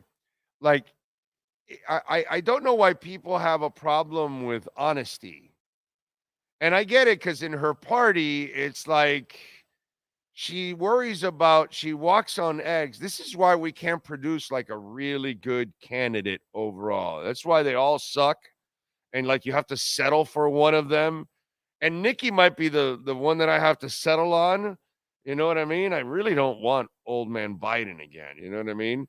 And I don't know why she avoided the whole slavery thing. Because obviously it was at the heart of it all in the Civil War, where, one half wanted it and the other half didn't and all that other crap. One wanted it to become like a staple of it all, and the other said, nah. And then, Lincoln took over and it was over. But like, our ugly past is our ugly past. That's just the way it is, dude. And we were uglier and uglier as time went on, right? Because we eventually came from the caveman. That was pretty brutal, you know what I mean? So we've come from like terrible societies that did worse things to people. And it's just something, it's so weird how like Democrats will want to take down statues and then Republicans will want to erase history from books. You can't erase what we've been. It's just the way it is. We had to learn as our cultures grew and evolved.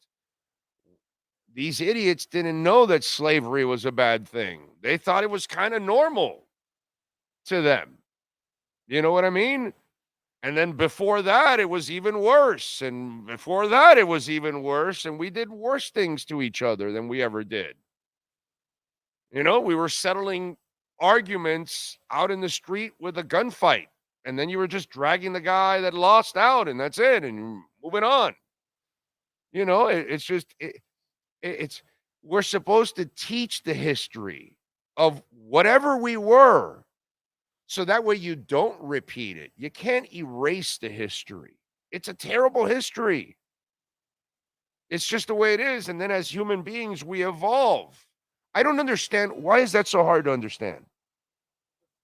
You evolve, right? You used to walk all the way to work or whatever, and then You took a horse. Yes. And you took a buggy. You took a buggy and carriage. carriage. You took a car and a bus and a monorail and a subway or whatever the hell it is. You evolved, dude. Now we got electric cars. Right. Now we got electric cars. Sometimes you used to pay with lambs or gold or leather goods or whatever it was. And then oh my God, there was gold and silver. And then there were coins and dollars. And then now there's credit cards and checks. And now there's, digital currency. And everything evolves.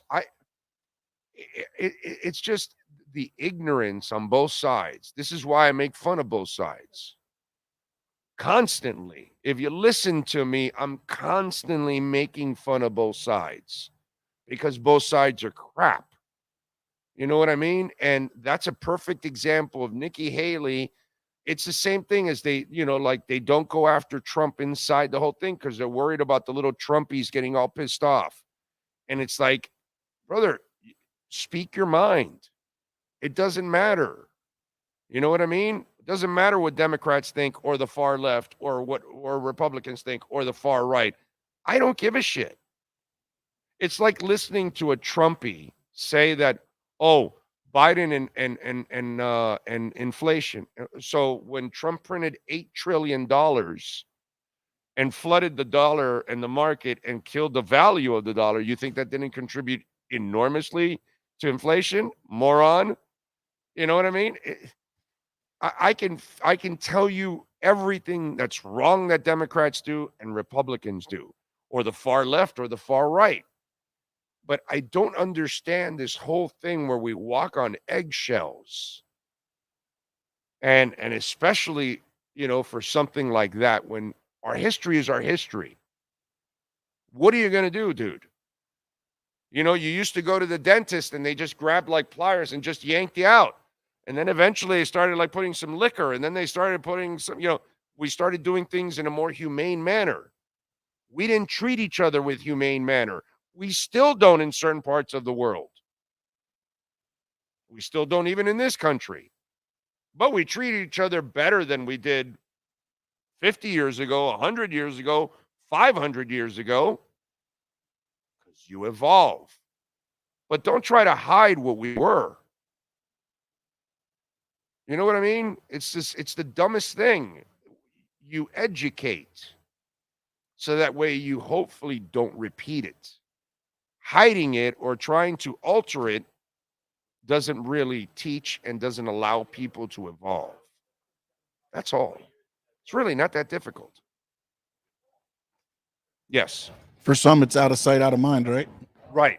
That's what happens to most people. They don't care. They don't want to listen. And then they, whatever. It's just crazy. It's sad. It really is sad how we just don't teach. So, Rosendo, I hope I answered your question or whatever, dude. I really, I don't care about Democrats and Republicans. I care about Americans. I keep telling you guys this. And that's why I'll make fun of both sides. Constantly. Don't care about them. Because I care about everybody. That's why. And we'll see you at walk-ons, Rosendo. That's right, Rosendo. That's right. We'll see you on walk-ons. That's right. In 1850, we would have settled our Tua arguments over a Top Gun.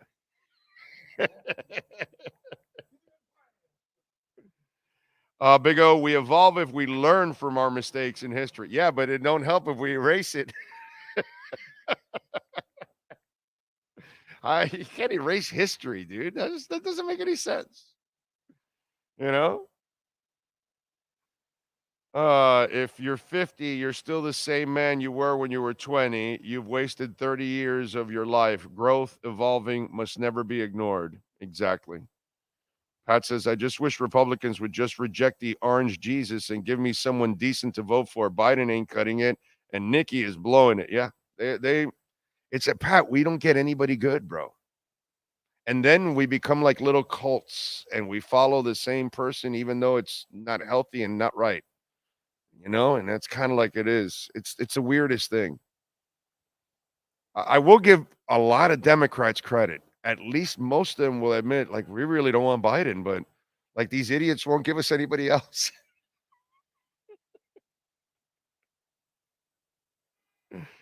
Oh God, so funny. It really is, and they're cornering all of us by giving us crappy, options. With age comes wisdom. Otherwise, we go through life as a dummy. Yep. Oh, it's like the debate about who was the better vocalist, Millie or Vanilli. Girl, you know it's true. Ooh, ooh, ooh. I love you. Rosendo says you passed the test. Just teasing you. Thank you. Appreciate it. Big O, more the answered. You schooled him. Oh, but no, I didn't. That it wasn't meant to school anybody. It was just meant. Rosendo knows. I mean, Rosendo's a freaking teacher, bro. He knows this shit. I've met Rosendo. Rosendo's like one of the normal people out there. Is the Sealer production this season going to affect contract negotiations for Wilkins? I guess you didn't hear my segment comparing Wilkins and Sealer, did you? I don't think Wilkins comes back, to be quite honest. The stats aren't any different between the two guys, and you're paying Sealer half the money that Wilkins wants. It's not going to happen. They're not going to pay him that money. I don't believe. That's just me. Okay? I believe they have to pay a lot of people, and they're not going to pay Wilkins. Unless there's only one way Wilkins stays here. If he gets meaningful sacks against these meaningful teams coming up. He didn't get one against Dallas. He's got another chance here against the Ravens, next week against the Bills, and then in the playoffs. He needs to get a few sacks in those games, meaningful sacks. All his sacks have come against bad teams. And some of them bad teams, he's had multiple sacks. I really don't think they end up paying him the $22 million that he wants, the Quinnen Williams type money that he wants. When you're paying $11 million to the guy that's next to him and produces exactly the same numbers.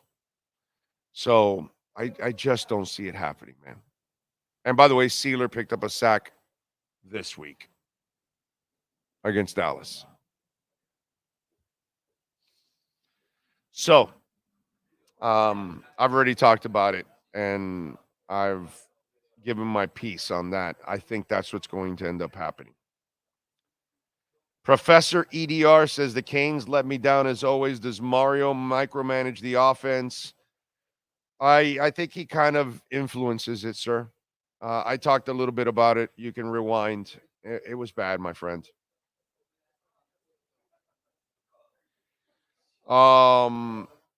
Maybe Majestic, we could get a good economy. I'm not exactly sure. I think that $2 trillion bill that they passed has a lot of money that is going to set us back. He won't set us as much back as the last idiot that printed $8 trillion, because the last idiot we had in office put a quarter of our total deficit in 4 years. I mean, that's bad. It's really bad. But I don't think this guy. I think 25 could be pretty bad.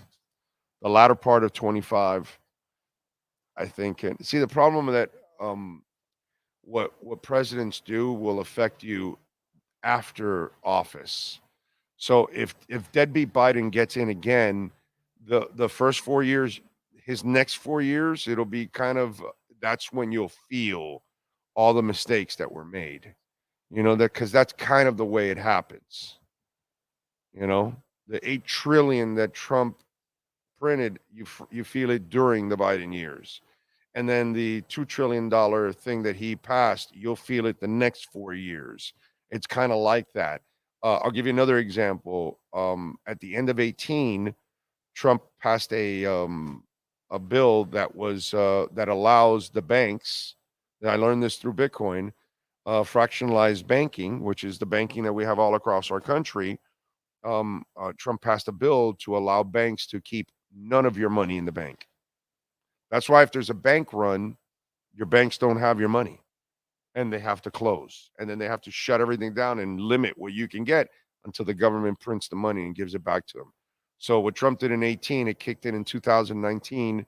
It allowed banks to, when you deposit your $100 in your checking account, which you get nothing for it, the bank now can loan out, invest that entire 100 of yours. They used to have to keep a large portion of your money years ago. Now they don't even have to. Now he released it where nothing. And so that's why when there have been bank runs, banks have to close because they literally don't have your money in there. You know, I've tried to explain this to you guys that the FDIC has like 125 billion for insured money, yet there's like 9 trillion deposited in banks. You know, that kind of stuff. So did you see the banks that are closing down now? It's part of that by releasing that. All these little things that nobody really follows. I didn't follow it myself. But the last 3 years learning about Bitcoin, I learned exactly what Democrats and Republicans do to our money. And it is the best education you could ever pick up in your life.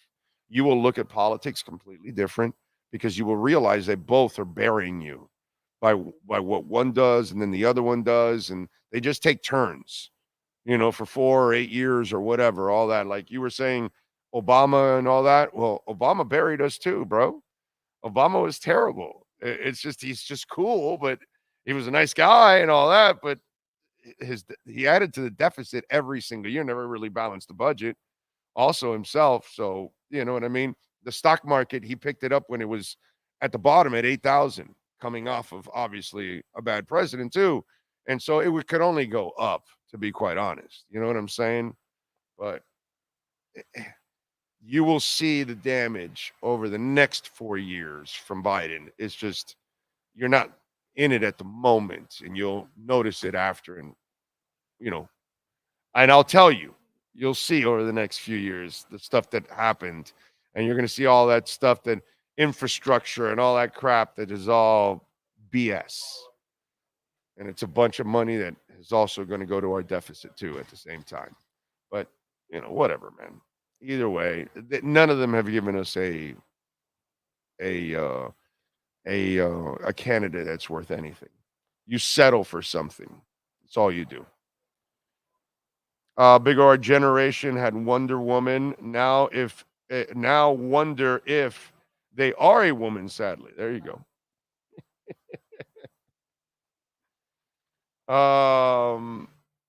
Do you not value the leadership and chemistry that Wilkins creates? You prefer Sue? Do you know anything about this show? I ripped a Sue signing when it happened. I was the bad guy, of course, because I was right. So you got to know what you talk about before you open your mouth. And that chemistry crap, he's a good player. They can go find another character guy to play at that spot. The bottom line is you pay for sacks. And you can't pay for a guy that is not getting you the sacks that you really need, unfortunately. That's just the way the life is. You know, it's what they chose to play in. And this is how he shows you. Chris Greer, I've already explained this too before in the past. Who does he pay?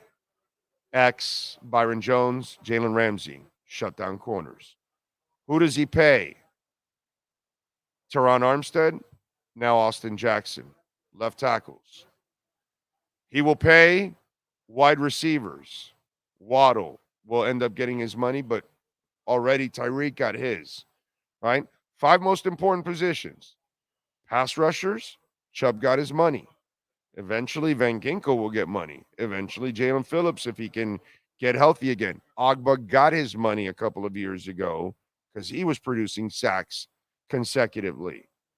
So Chris Greer shows you exactly who he's going to pay. Shut down corners, quarterback, left tackle, pass rusher, number 1 wide receivers. Those are the people who are going to get money. If you don't fill those kind of categories, it's going to be hard to get money from, Chris Greer.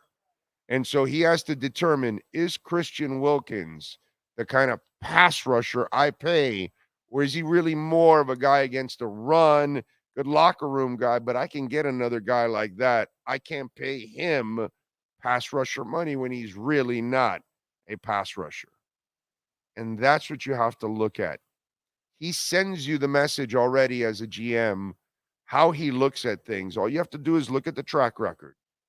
And then you have to look at Christian Wilkins and say, if Christian Wilkins and Zach Sealer produce the same exact numbers, but you're paying Zach Sealer $11 million, how's that going to go when you pay Wilkins $22? Oh, you know, Zach, we're paying him an extra $11 million because his personality.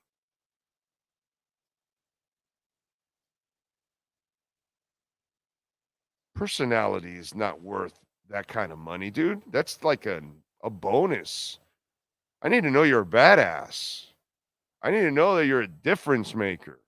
That's what I'm paying for. Being Mr. Ultimate Team guy, you know. Is that worth $11 million?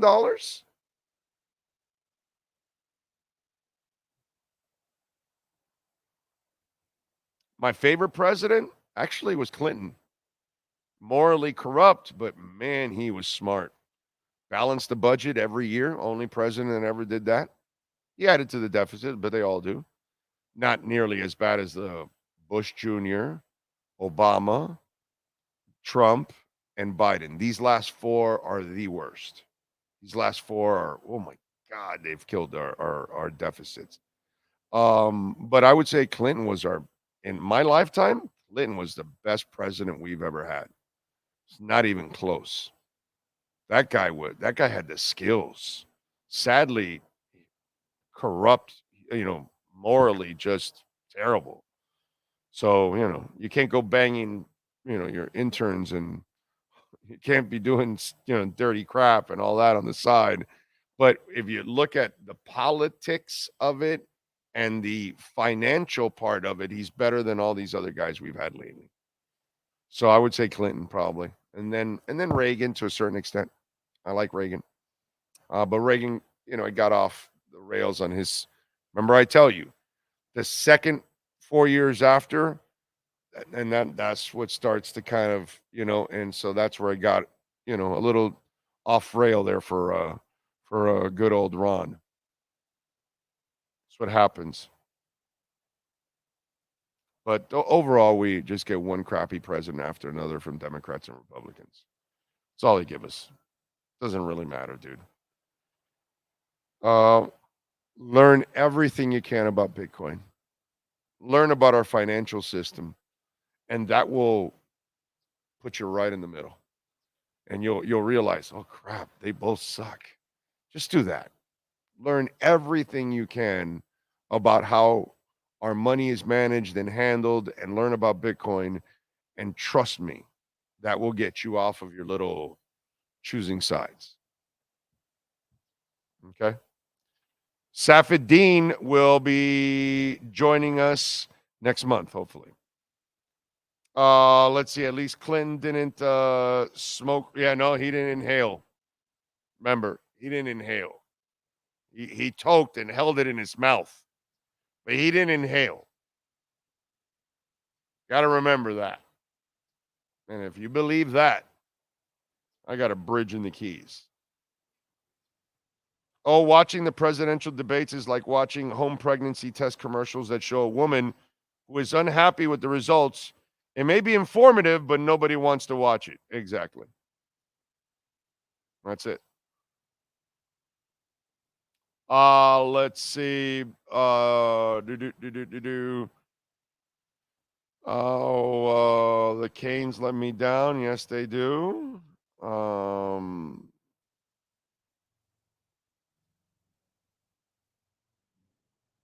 Yeah, country's not the best, but it's the best in the world. Yeah. Let's see what else.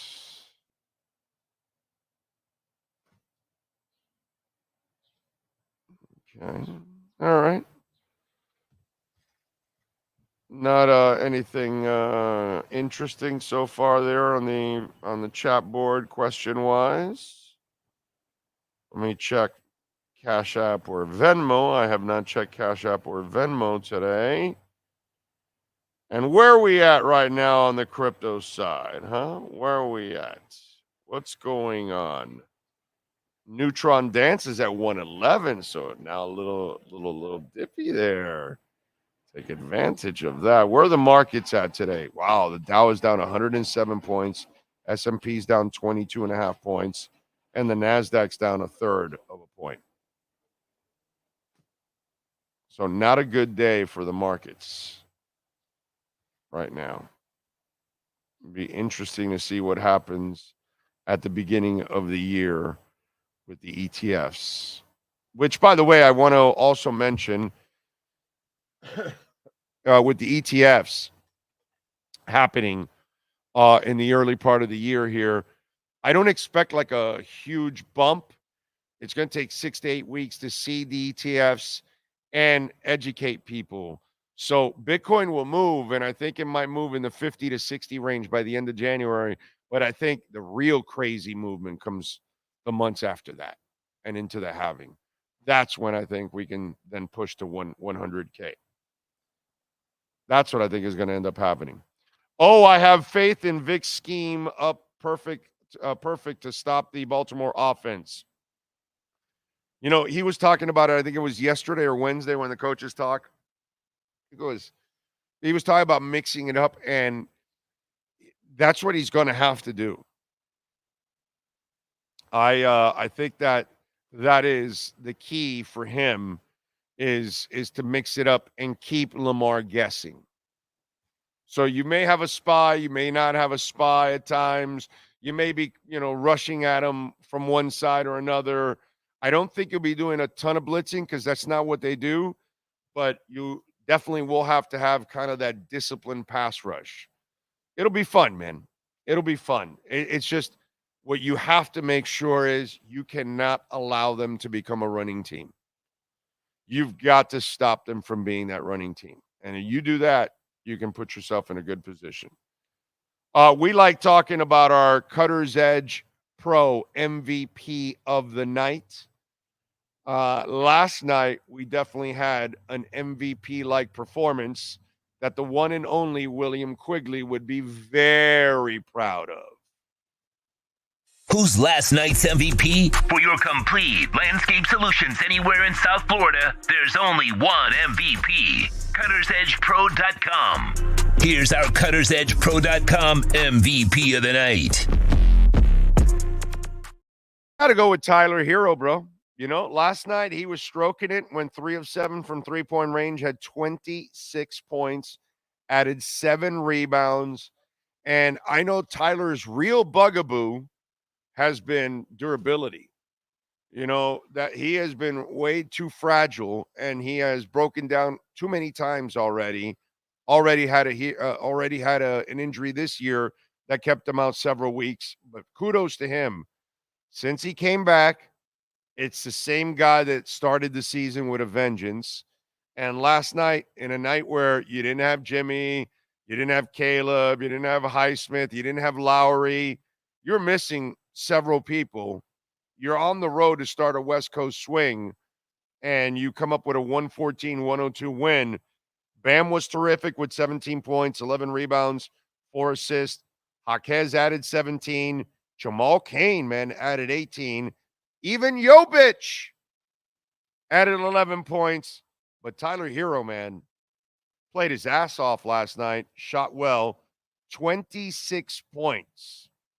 And when we talk about an MVP, William, Mike, all the great people out there at Cutter's Edge Pro, you expect excellence from the Heat night in and night out. That's why they've won championships. Cutter's Edge Pro, to me, they are the champions of South Florida. And when you're looking for landscape solutions to do it right for your home or your business, tree trimming, landscape design, outdoor lighting, irrigation, and the synthetic turf that I stand by and I love for my doggies, man. Synthetic turf is a blessing. Please call them 954-472-0622. Cutter's Edge Pro. Expect excellence. Check out their Instagram page. Tyler Hero, our Cutter's Edge MVP of the night. The MVP of the night is brought to you by CuttersEdgePro.com. Servicing HOAs, condominiums, townhomes, commercial properties, corporate parks, and malls throughout South Florida. CuttersEdgePro.com. Providing South Florida MVP performance every day of the year. Yep. And Gordon Shumway goes, oh, your comment yesterday about Lamar's game being sandlot was spot on. I described to many of my friends who say Lamar is elite, and it was like the glass shattered. Everyone agreed. Oh, I mean, just watch the games. It's not a 3, 5, 7-step drop. Boom. There's no rhyme or reason to it. It's drop, search, scramble a little bit, buy time for a receiver, make it harder for the DB to stay with the receiver, and then find somebody, or scramble and run, or hand off. But there's no rhythm passing game to it because he can't do that. It's not who he is. It's just not who he is. He sees break, throws break. He doesn't foresee break. And it's what people refuse to watch. And it's what insiders and analysts and former players, what I can't effing stand is that they don't have the balls to actually really talk about it. Oh, he's phenomenal at sandlot football. It's not really phenomenal at structured football because he can't be a structured quarterback because he can't throw on rhythm, because he can't throw with accuracy and timing. That's not who he is. Whatever, but it is what it is. And I go through this all the time. I've gone through this throughout my entire life doing this kind of business. I am not the conventional talk show host. I have never been the conventional talk show host. I am not the politically correct talk show host. It's not what I do. And it's the reason why I think the people that gravitate to this show because they're going to get no bullshit. And it's kind of, the beauty is that we still have people in this world that kind of want it that way still, and everything is not as rosy as you make it out to be, there is John, baby. And you are about to see some of his graphic designs on our T-shirts and hats and stuff like that. Just wish I wasn't so busy so I could finish everything off. So we are going to get that thing done, and I really appreciate John. He does an amazing job. I can't wait to display his work because it is absolutely awesome. John Reichart says Lamar doesn't have anticipation. He throws when the receiver is running wide open already after he has 2 to 3 seconds. Exactly, because he's got a whip of an arm and he can get it in there. By the way, Josh Allen does that. Justin Herbert does that a lot too. There's not really a lot of anticipatory to any of their games, more often than not. So, pass rushers need to destroy Lamar, and this game will be over. My wife still hasn't told me what my New Year's resolutions are. Your wife makes your New Year's resolutions? Wow. Okay. All right. Sounds like the guy that his wife wanted him to sell and get off Polka Dot. I haven't heard from that guy. That guy has never sent in another text again to even at least say, no, dude, my wife didn't force me to sell and I'm in the green now. Thank you. Or I almost feel like he was forced to sell. He sold and he didn't have diamond hands and he had the weak hands and it didn't happen. All right, let's get to our 3A Graphics sports calendar. And last night, the Miami Heat defeated the Warriors. They didn't come out to play. 114-102. Next up, it's tomorrow at Utah. Let's see if they can make it 2 in a row on this West Coast swing. Last night, the Browns handed the Jets a 37-20 loss. Flacco with 309 yards, 3 touchdowns, and an interception. I wonder if somebody started Joe Flacco in their Super Bowl. So many injuries. It could. And by the way, if you did, you got a pretty good game out of him yesterday. You know? Imagine if Joe Flacco won you the right? Super Bowl. Yeah. Yeah. I mean, that's crazy. All right. And Rutgers defeated University of Miami. I know I got to say it. 31-24. Miami with a robust 7-6 record this year. Tonight on the ice, the Panthers are taking on the Rangers. 7 o'clock will be the face-off. Panthers favored by 1.5 goals. Over and under is 6 goals. And on Sunday, we will have our pregame show here starting off at 11 a.m. We get you ready for the 1 p.m. kickoff between the Ravens and the Dolphins. And the Ravens are back favored to 3.5 points. Over and under is 47. I'm taking Dolphins plus 3.5. The over 47, huh? That's actually not a bad one. I kind of like that. That's a good call by you. Yeah. Yeah, because this is not going to be a game where, it's going to be a low-scoring game. They're gonna put points on this one. Yeah, I agree with you on that. Every time these two teams get together, there's points. Yes. Regardless, there's points. There's points. Yeah. Even with Flo, there was points. Yeah, we sit there and we say, look at these defenses, and then they just go, doop, doop, doop, doop. Yeah. Yeah, no, you're right. You're right. It's like they figure each other out. Yeah.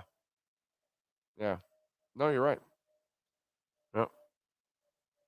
Let's see what else. Ray Sosa says Klay Thompson. Oh, Klay Thompson is washed.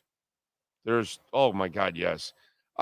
Dude, he had 2 brutal injuries back-to-back years.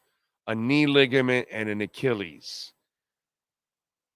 How are you the same player? You know what I mean?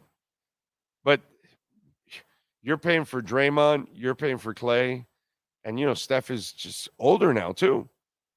This is just you had your times, and this is why Bob, what's the name of the GM that left?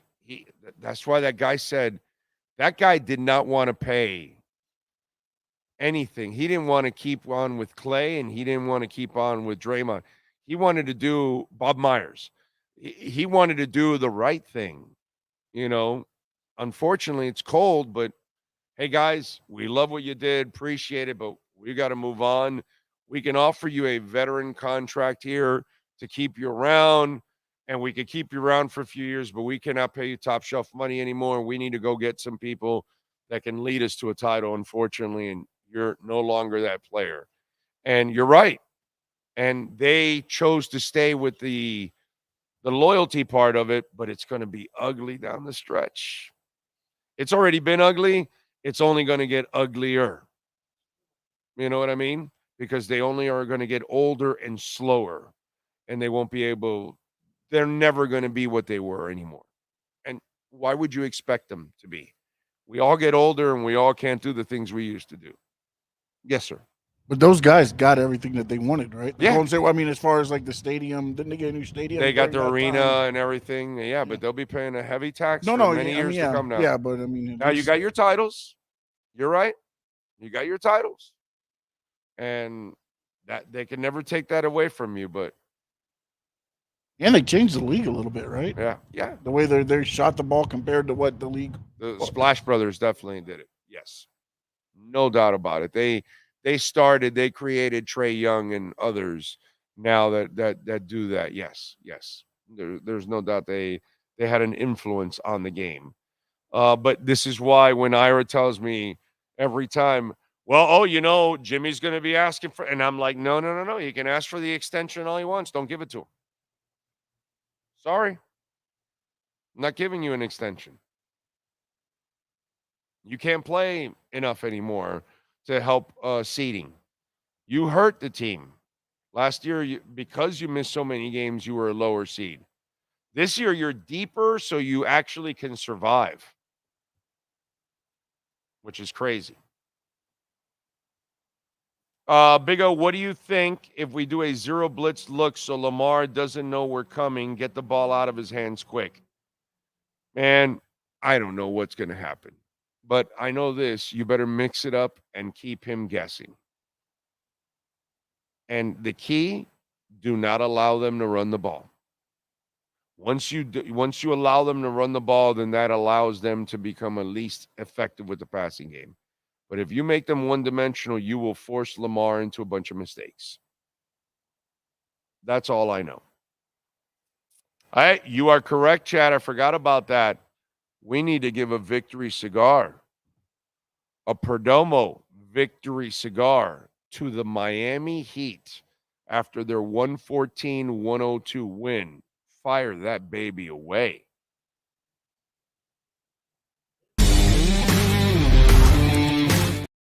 Thank you, Chad, for reminding me on that one. Forgot about that, man. And remember, we are at Craig Zinn's Acura of Pembroke Pines. Come on out. You can get some great deals out here at Craig Zinn's Acura of Pembroke Pines. I was telling Larry Schlossberg the story that my daughter had, the terrible experience she had with Tesla. And she's like, I'm never buying a car from them ever again. And by the way, it was good for me because I get to learn about how they do things. And it is ass backwards. It really is. I don't know how you go to a place that you can't, like right here.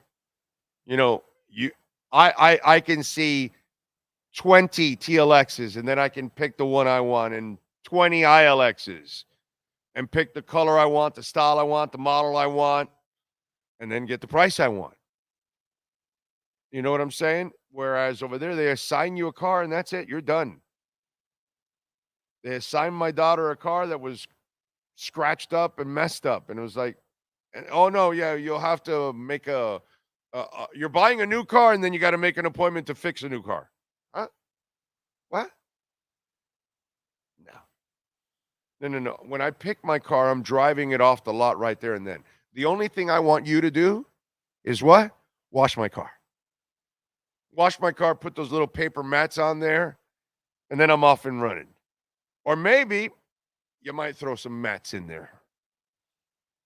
You know, the things that like an American dealership does. That's why I always say, for 13 years doing commercials here, I always say, pick the car you want, the color you want, the style you want, the model you want, and the price you want at Craig Zinn's, Acura of Pembroke Pines.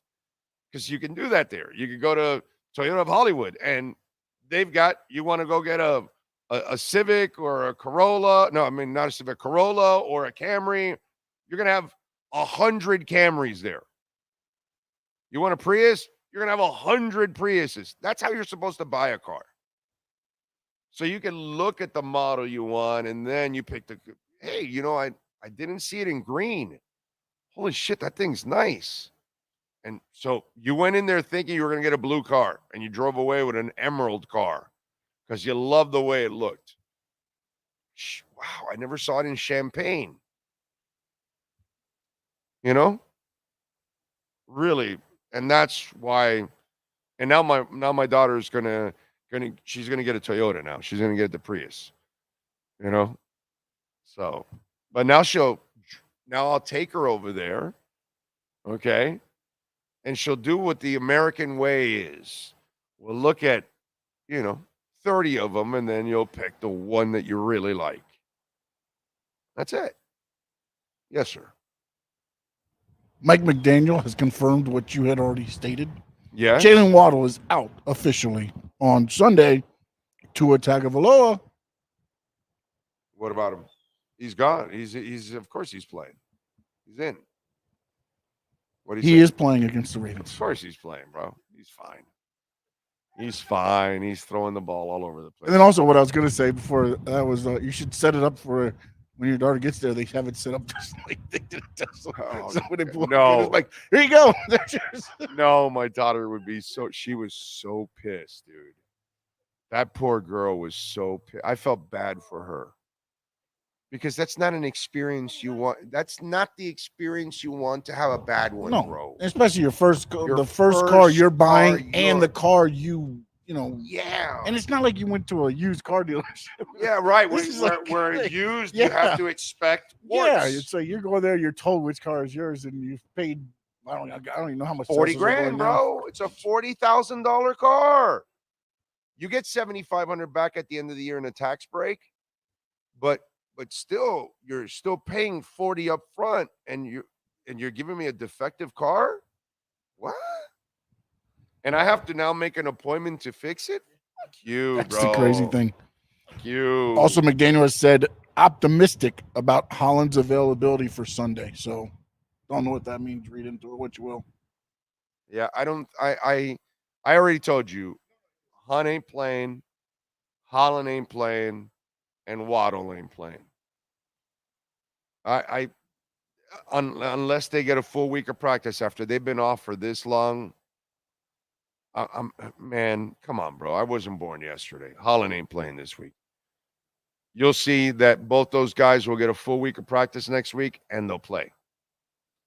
By not getting a full week of practice this week after you've been gone for a month, there's no way Hunt and Holland play. I don't believe it. I don't believe it. So I told you, Hunt, Holland, and Waddle were out. And you'll see. So they'll be out. Hunt has been put as questionable. Just Okay. so we're there. Okay. Oh, you're good. Don't worry about it. Don't worry about it. You're all good. You want a score prediction? Okay. Dolphins 29, Ravens 17. Okay. Doesn't get to the over? Oh, it's 46, yeah. Okay, 29-17. Okay? That's what I'm doing. That's it. Pull away in the second half. Force Lamar into a few mistakes. Can you imagine if we beat the Ravens with backups? They will. By the way, weren't they kind of backups 2 years ago under Flo? That team was, my God, that offense was terrible. Like, it's like watching, how in the hell does Tua win with just one weapon pretty much on that team was Waddle. And he was like a possession receiver that year. And he didn't practice. He didn't even take first team reps in practice the entire week leading up to that Ravens game 2 years ago. I know we talk about the Dolphins injuries, but it's not like the Ravens are sitting there, just like healthy 100%. Oh, no, yeah. Yeah, they've got people injured too. Yeah, definitely. And I really think this is going to be a physical game. I think there's going to be some hitting going on. For sure. And the Dolphins are going to do a lot of hitting in this one. So, my only concern with the Dolphins crowd noise where McDaniel doesn't get plays in on time and has to take delay of game penalties or timeouts, which has happened before on the road.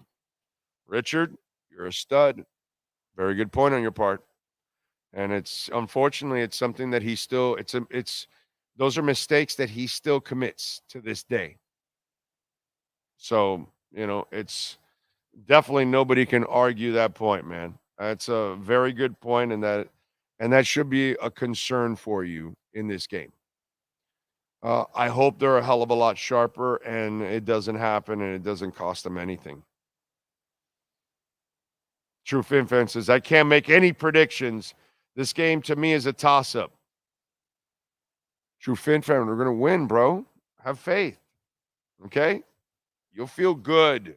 You're going to be at walk-ons with us, True Fin Fan. You're gonna have some logs, some mozzarella logs, some gator bites. You're gonna have a cold one, and you're gonna be happy that they won.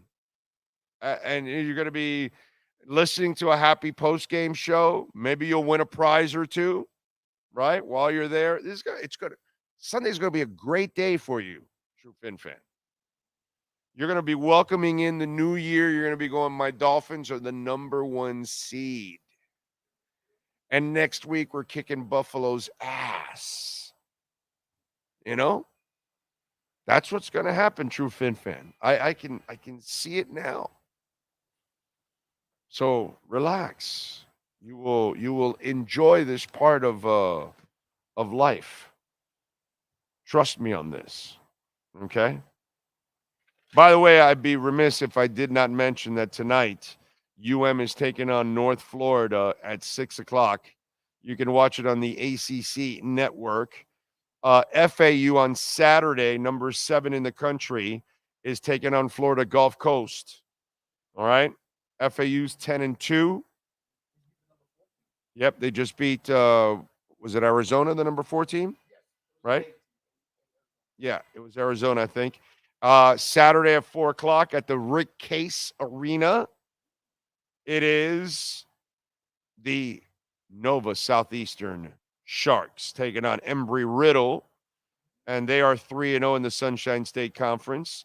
They are 9-0 on the season, 45 straight games, and they've extended their Division II record to 61 consecutive regular season games in a row. So let's make sure we give some love to Nova Southeastern. That's some recruiting right there. Yeah, bro. And that's some consistency by Coach Crutchfield. All right. Let's get to a little birthdays today. Why don't we? Birthdays celebrating today. Dylan Minnette, the TV actor, is 27. Jude Law, actor, is 51. Dylan Mulvaney, TV actress, she is 27. Let's see. Is this guy like a legit rapper? Pardison Fontaine. He is 34. Is that like a legit rapper, or is he like a small-time rapper? Let me hit the picture. Rapper who released the mixtapes Not Supposed to Be Here in 2015, and who is Pardison Fontaine in 2016. He has over 850,000 followers on his Party Instagram account. Okay? Never heard of him in my life. So I don't even know if he's legit that I should mention it, but happy birthday to him anyways. It is his birthday, so he should enjoy it. Good for him. Danny Wagner, drummer, Greta Van Fleet, 25. Mary Tyler Moore, born on this date in 1936. We lost her in 2017. Ted Danson, actor, 76. Myles Garrett, football player, is 28.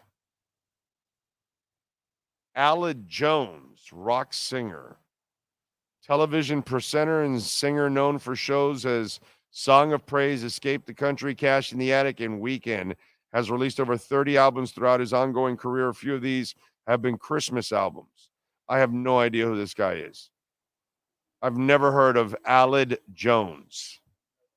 But what the hell? Let's see who else. Christine Press, soccer player for the U.S. ladies. She is 35. And that is the folks celebrating birthdays today. Now let's go to music history.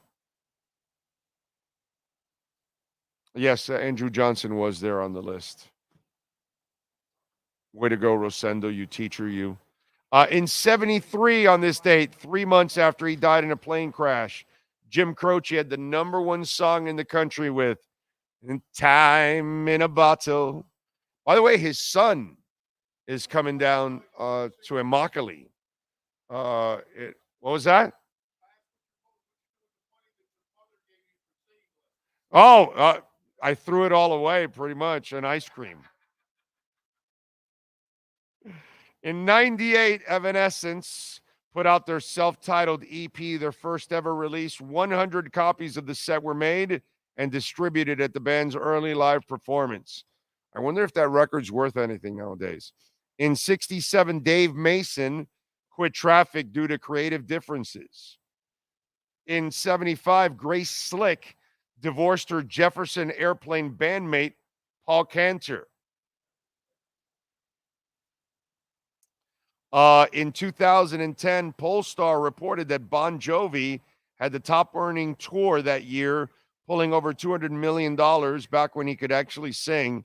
AC/DC were at number 2 for the second year in a row, and U2 took the third spot. I added that part of Bon Jovi. But it's a fact. He could sing still in 2010. He can't now, but in 2010, he still had a voice. He was putting out crappy music already at that point, but he had a voice. In 2002, fans at the Chicago Creed concert got angry after singer Scott Stapp forgot lyrics, left the stage mid-show for a while, and laid on the stage during the performance. The band's manager later released an apology, calling the gig the most unique of all Creed shows. You're basically too drunk to do it. In 2006, Marilyn Manson's wife, burlesque dancer Dita Von Teese, filed for divorce from the shock rocker after a year of marriage. Shocker. It didn't last. Kind of like Bad Bunny and Kylie Jenner. I thought that thing would, last forever, because that really looked like that was going somewhere. Yeah, when you looked at Kylie Jenner and Bad Bunny, you said, well, yeah, that's true love.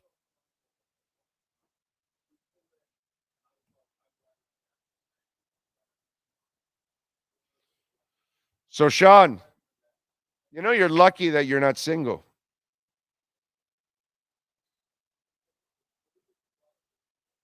Just want you to know. Because you got problems if you were single. Okay? Some women find men who own a Google Android phone instead of an Apple phone less attractive. TikToker Trevine Barnett hit the streets in October to ask the ladies about what about Android devices notorious for green text messages, bubbles that show up in iPhones that give them the ick. I can't text you in green. Like, no, said one woman, lamented on camera. You're less attractive because of the Android, added another.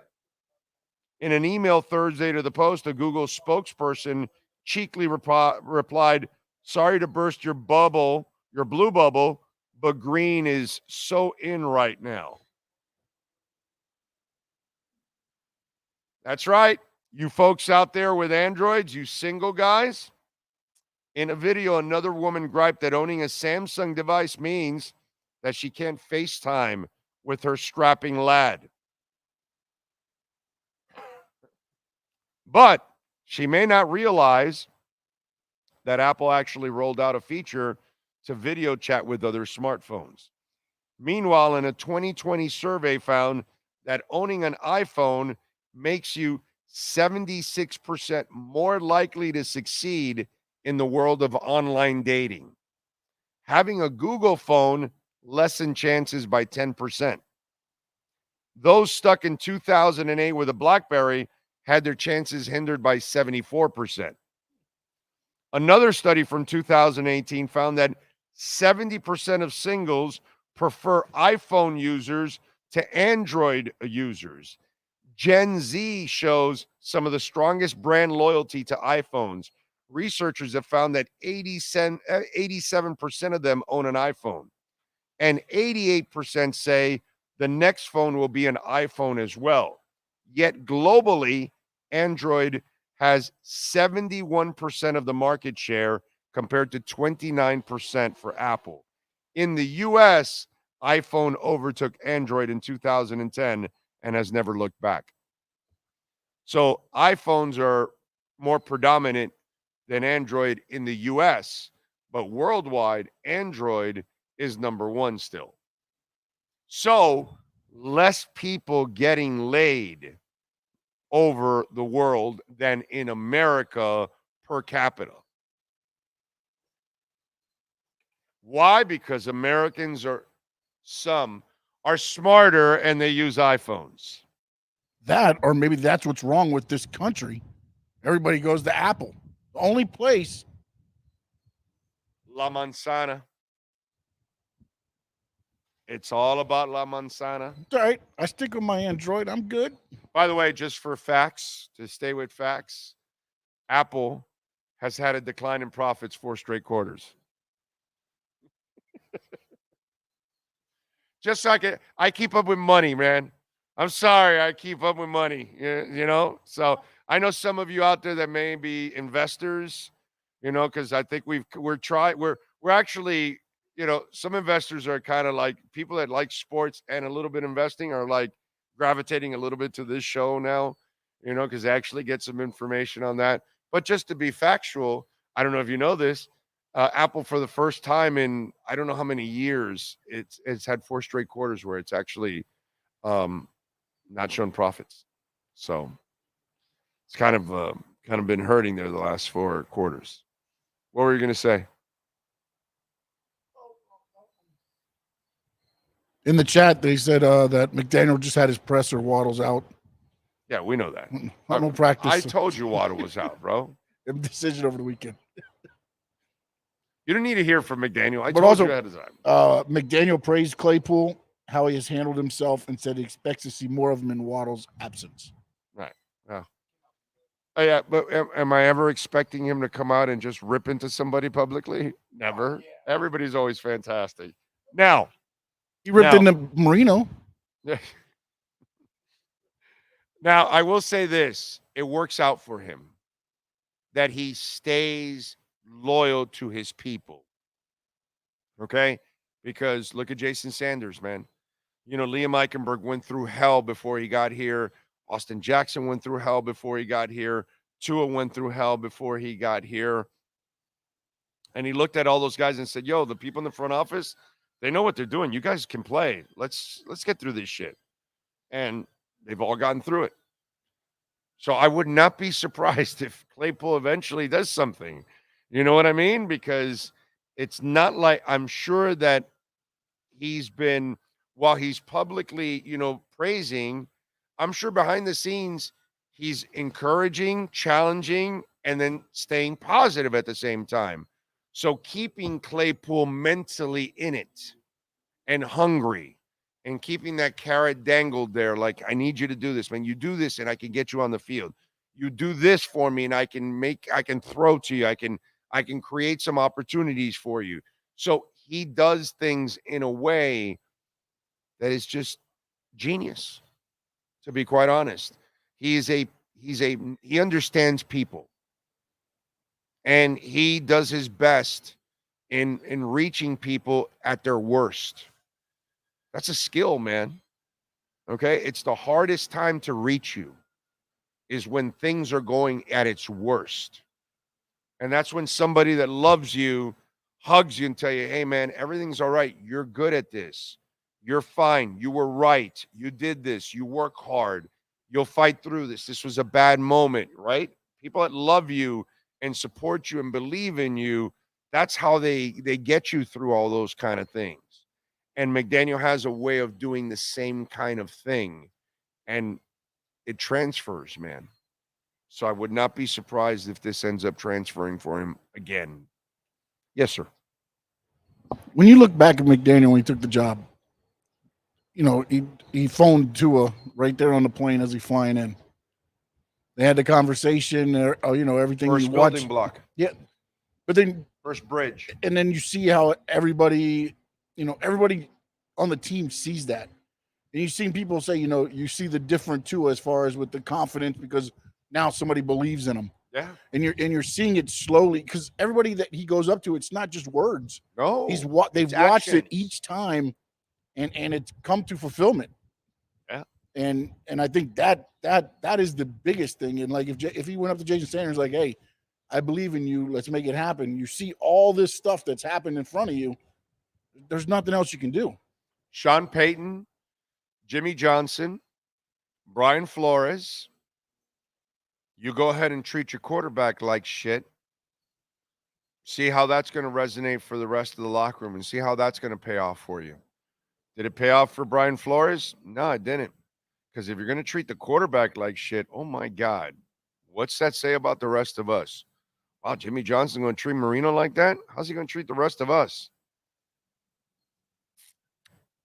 Sean Payton, you going to treat Russell Wilson like that? An accomplished Super Bowl winner? I get he's quirky. Who cares? We're all quirky in our own way. It's not going to bode well for you. It's not going to bode well for you. But you see him how he treated the quarterback right from the get-go.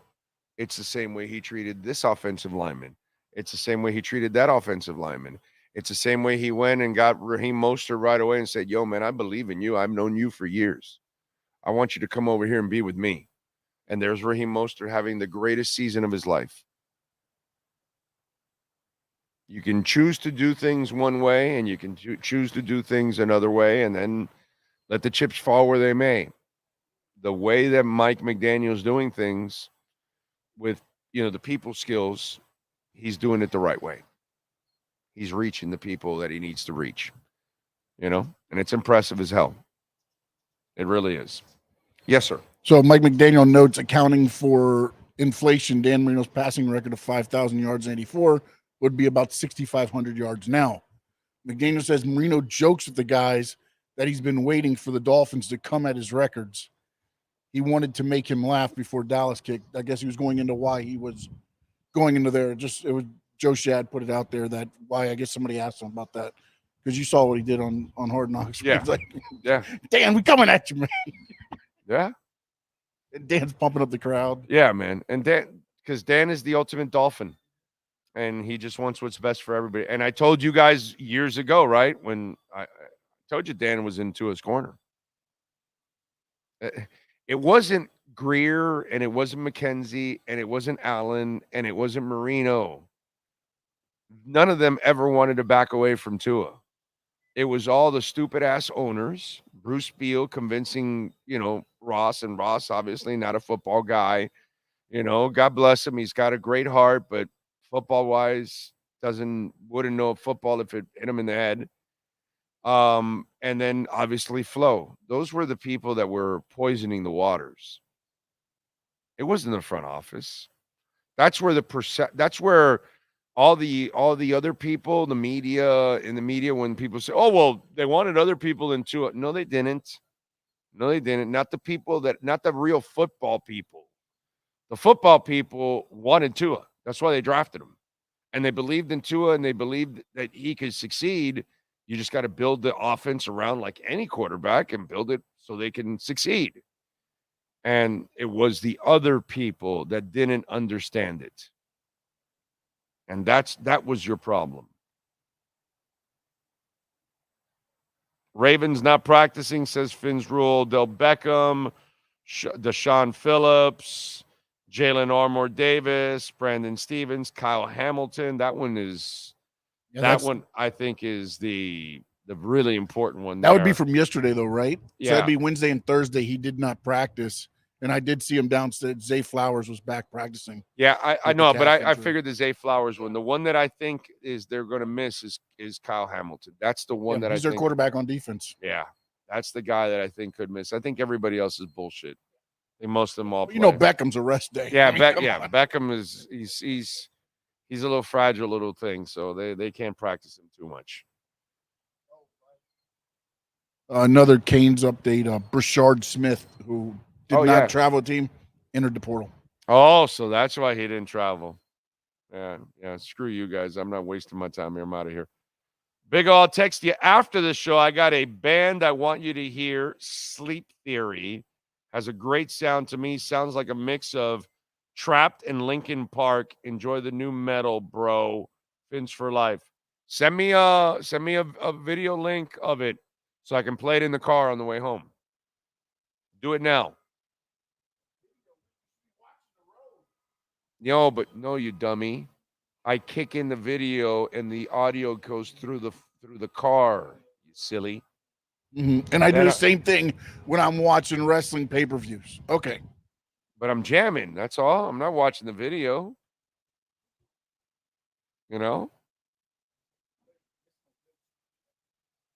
We have a super chat? Oh, true Fin fan. So my 98 Nokia walkie-talkie won't get me laid. Nope. Nope. Remember that Nokia? I remember that. By the way, I got to say, that was a super cool feature. Why? Why didn't you like it? Yeah, but it was like direct, and at that time it didn't cost you anything on No. As far as yes, texting but and all that kind of stuff. So it was like depending how your boss was, I guess. Right? Yeah. Now maybe you didn't want to have the conversation in public. Yeah. You know what I'm saying? But it was kind of a cool feature, I gotta say. I remember I had a red Nokia phone, a metallic like red. And it had silver in the middle. And I remember it, and I had that Nokia feature. I remember that.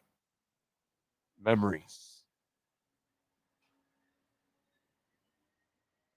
Everyone is banged up at this point of the season. That's why there's no excuses. You need the win to control our destiny. Exactly. Huh? Look at the Browns. They lost their starting quarterback. Yeah. They lost their running back. And here they are, still in play to win the AFC seed, number one in the AFC. Yeah, they're in position. It depends on Miami and Baltimore. They control their destiny. Yeah, and they have to win next week. Yeah. Right. But kudos to Cleveland, bro. I mean, it's a team you don't want to play because they've got nothing to lose. They play that way, too. They play it free and open. Flacco's just winging it. He's like, I'm probably not going to be on the team next year. I don't care. I'll tell you what, next year there'll be fans going, I don't want Watson. I want Flacco back. Okay? The way Watson played compared to the way Flacco's playing. Funny, I saw the stat up there. Watson was 5-1 as a starter this year. Yo, they can run and they can play defense. Oh, so Chubb was still. When did Chubb get? I thought Chubb went out early. Dude, you don't have to be a great quarterback in Cleveland. I know that, but I still thought I was you just manage the game. Yeah. They have a very good team they built. Yeah, actually. Yeah, and that's why Flacco's good enough. Yeah. Except he will also lose. He's the quarterback that will lose you games throwing interceptions. Well, at this point, he's an older guy. Yeah. He's not going to be on the role he was when he was younger. But the one time, he threw 3 interceptions in the first half and came out 4 touchdowns in the second half.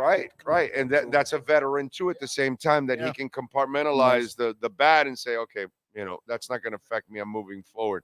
And that he's always been that dude. He can throw an 80-yard touchdown or an 80-yard pick six. And he'll be like the same look on his face. It doesn't, unless you run the wrong route and do something wrong, you're already seeing him. He's like ripping into guys. Like yesterday, one dude didn't run the route. He's like, yo, come on. What's going on with you? Finish the route, bro. And you're like, wow, this dude's been here like 3 weeks and he's cracking the whip. And that's because he doesn't care. But also, I think he has the respect of the players because of he doesn't care. Yeah, he's a veteran. Yeah, he's been there, done it. Yeah. He's got a championship, and he's like, "Yo, punk ass, you haven't won shit. Okay, you need to run the route the right way." And then that's Joe Flacco screaming at you, and you got to listen because you haven't done anything compared to that guy. So, I mean, say what you want about Flacco. But the year they won the Super Bowl, the dude threw 11 touchdowns and 0 interceptions. And he did something that rarely, I only saw Warren Moon do it years before that. He banked on himself. They offered him a contract, and he said, no, it's not good enough. You know what I'll do? I'm going to play out this year, and then you're going to pay me. And not only did he play out the year and by the way, their defense wasn't shit in those days. Go look at that Ravens team, and Ray Lewis was making tackles 5 and 7 yards downfield. Ray Lewis was already done at that point. Okay, he was an average linebacker at best. There was nothing special left in Ray Lewis in his career at that point. He was just a guy at that point. And that defense was middling. It was carried by the offense to the title. Okay, that's the other thing that people, pick on Flacco all you want, but that year, Ravens defense wasn't anything special. It was middle of the pack. It wasn't terrible, but it was middle of the pack, and the offense is what carried them. Big time. Okay? And that dude balled out the year and the playoffs. And they paid him. And he didn't live up to that money after that. But he earned it. He earned it, you know? And I give Warren Moon did that years ago too. They do you remember that story? They didn't offer him the contract he wanted, so he then agreed to a contract that he said, "You will pay me prorated to what I do. So if I'm a top 3 quarterback by my stats, you will pay me accordingly."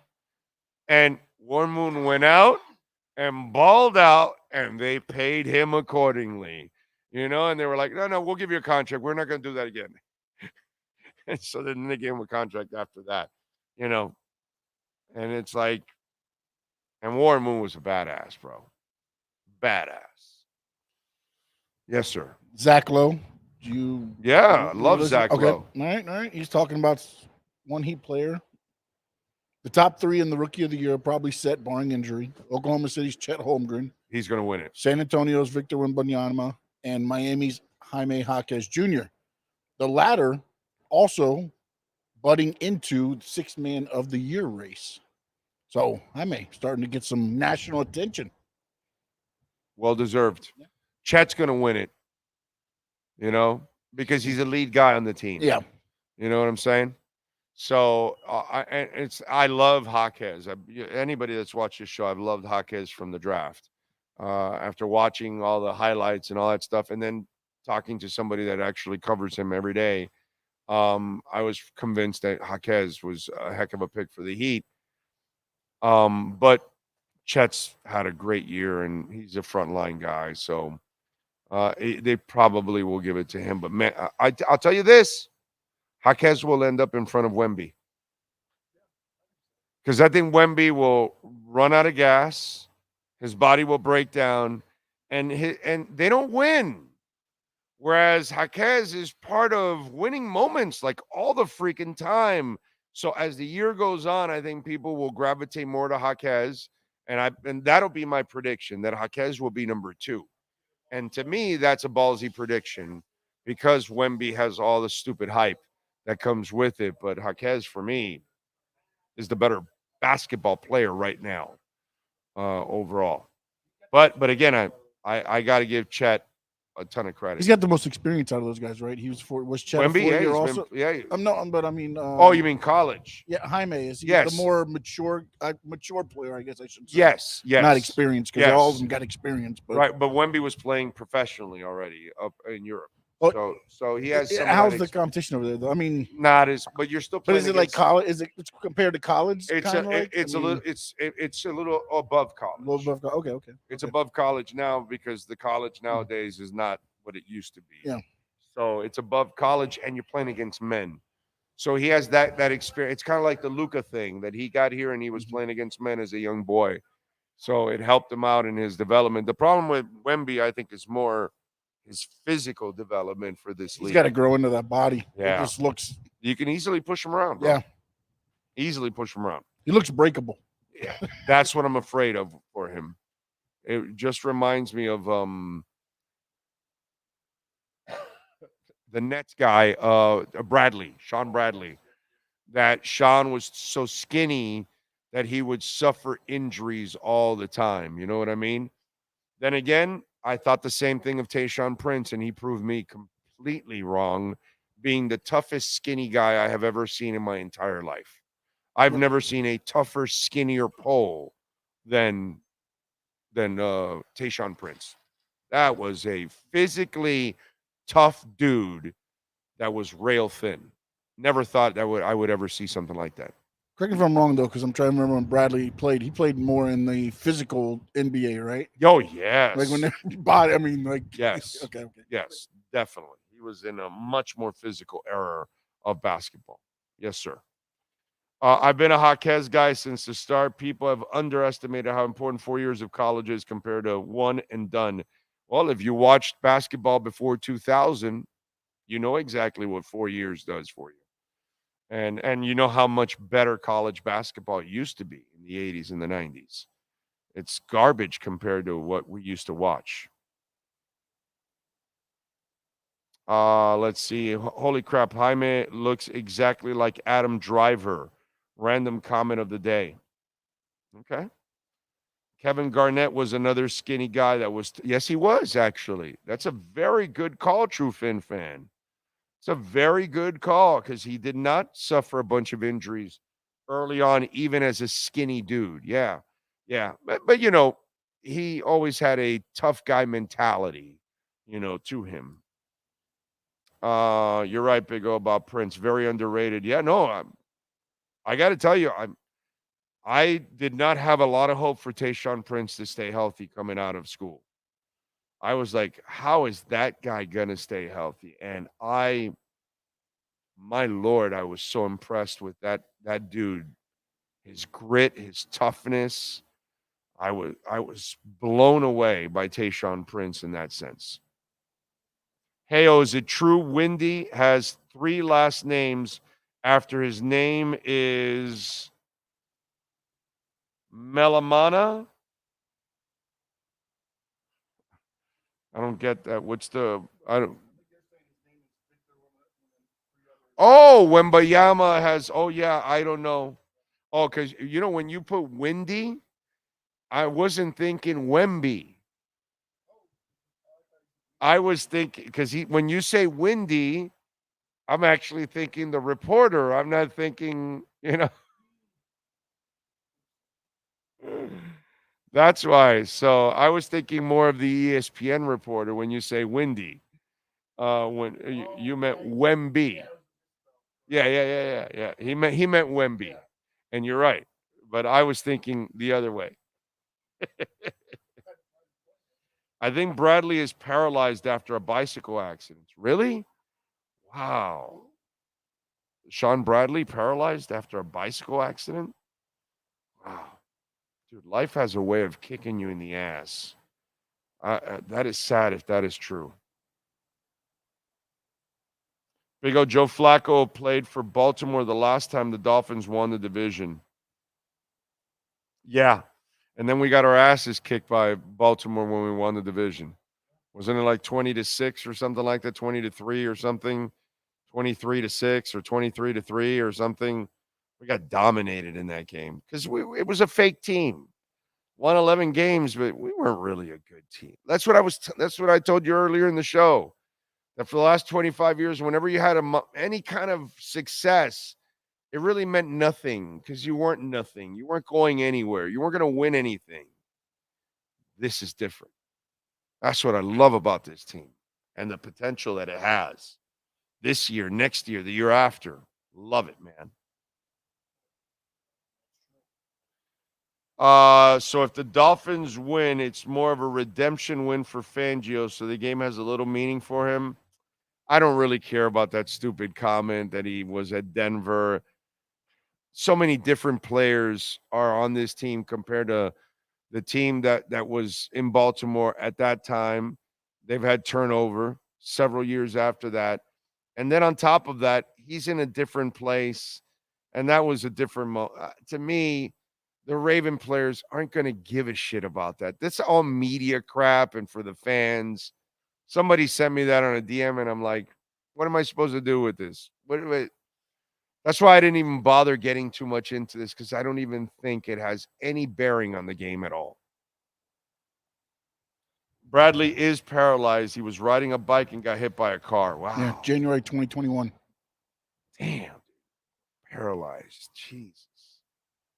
And for a big guy like that? Yeah, you went over the car and landed on the helmet, and it cracked because of the weight. Jeez. He kind of goes into detail in the story that I was looking at. He got hit by a minivan, Dodge minivan. Oh. Damn.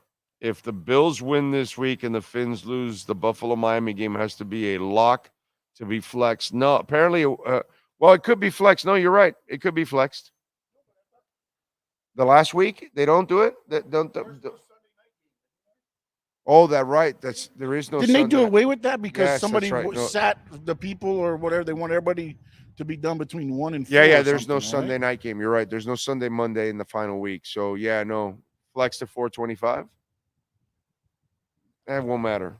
Yeah, no, it probably won't get flexed. What is it? If the Bills win this week and the Finns lose, well, then that would be for the division. So yeah, they would have to play. I mean, but you're not playing for the number 1 seed. You're playing for the number division. 1 seed's out. The playoff Bills would be playing for the playoffs. And yeah, it won't be as big.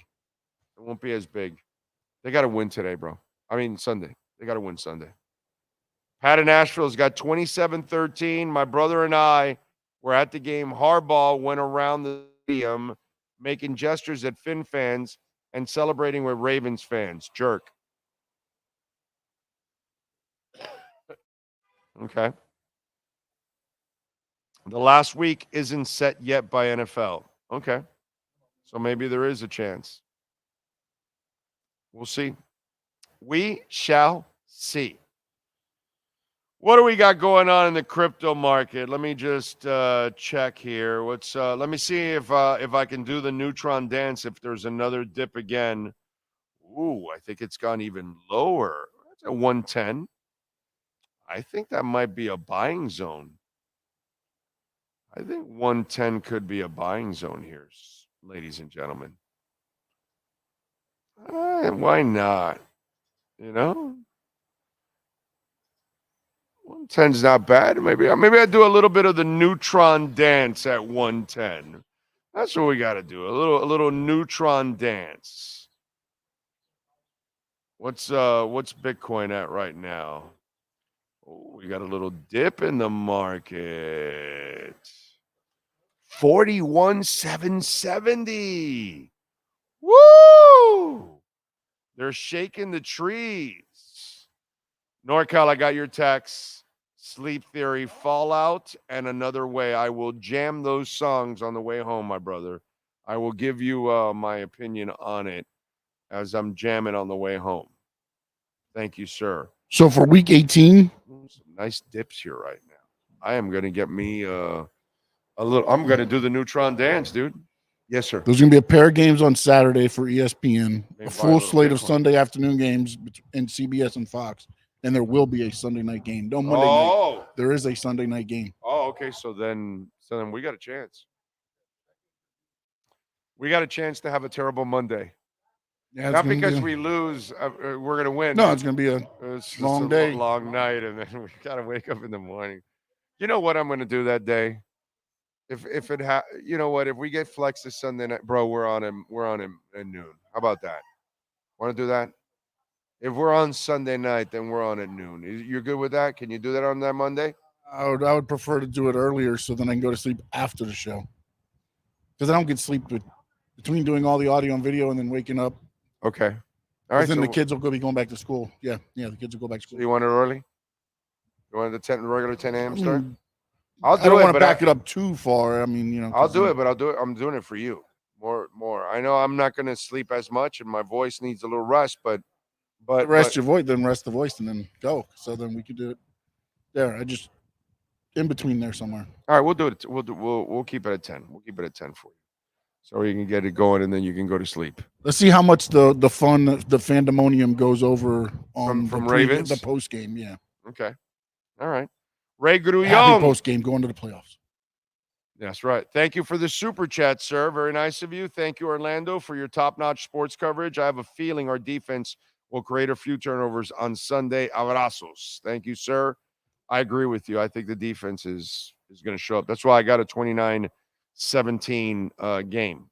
Remember, Cash App or Venmo, whenever you're watching the show, day or night, you agree with something, disagree, you like it, you love it, you hate it, you want to compliment us, whatever it is, you got a question, you can send it in anytime, day or night. I will respond. Cash App or Venmo, Cash Big O Show. That's Cash Big O Show. And you can always make a Bitcoin donation, which those are my favorite donations of all, is a Bitcoin donation. So thank you, Ray. Jamie says, am I crazy? I don't think getting the number 1 seed would be good for this team. They seem to play like shit after long breaks. I want the number 1 seed. I want rest. I want home field advantage, my friend, all throughout the playoffs. That's what the number 1 seed means. So you will play 2 home games at Hard Rock Stadium. They play very well at home. They're a very good home team. And then they go to a neutral field to play the Super Bowl. I couldn't disagree with you more, my brother. We haven't had the honor and the pleasure of being a number one seed in decades, since I was a teenager and a kid. And I used to love those days when we were challenging for the number one seed and home field advantage, because we knew you were coming to the Orange Bowl, you were coming to lose. So, my friend, Jamie, things are turning around. This is no longer the team that you used to suffer with for 20, 25 years, 30 years. This is a completely different franchise, and I think it's headed back to the respectability stage that it had in the 70s and the 80s. And you're going to become that kind of fan that wants the home field advantage, that wants to dominate, that knows you have an advantage by doing this. So I will respectfully disagree with you, sir. I want number one seed all the way through for my Miami Dolphins. Okay? I remember that feeling. I want it back. I've been wanting this feeling for many, many years back, and I never get it. I want to get it now. Okay? I want it, and I want it now, is what I'm going to tell you. All right, we got to thank the great people out here at Craig Zinn's Acura Pembroke Pines, Larry Schlossberg, and folks. And don't forget, folks, you can get the Integra right now, 2024, $339 a month, 3.9% financing.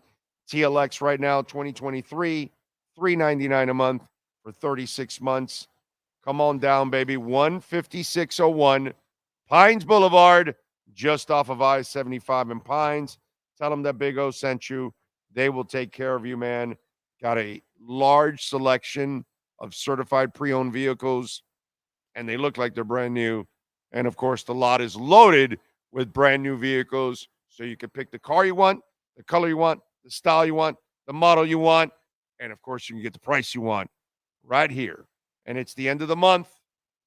You know they're looking to make deals here at the number one volume sales dealership in the Southeast United States, baby.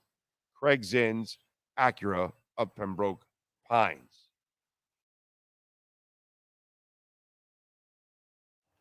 And tell them that Big O sent you. Trust me. They will take care of you. Appreciate all of you out there. We will see you on Sunday. Walk-ons in Kendall. We'll have plenty of prizes and giveaways. Love you all out there. Thank you, Sean. Thank you, Mr. Zinn. Thank you, Mr. Schlossberg. Appreciate all of you. And by the way, if we don't talk till next year, have a safe new year. Love you all. Go Fins.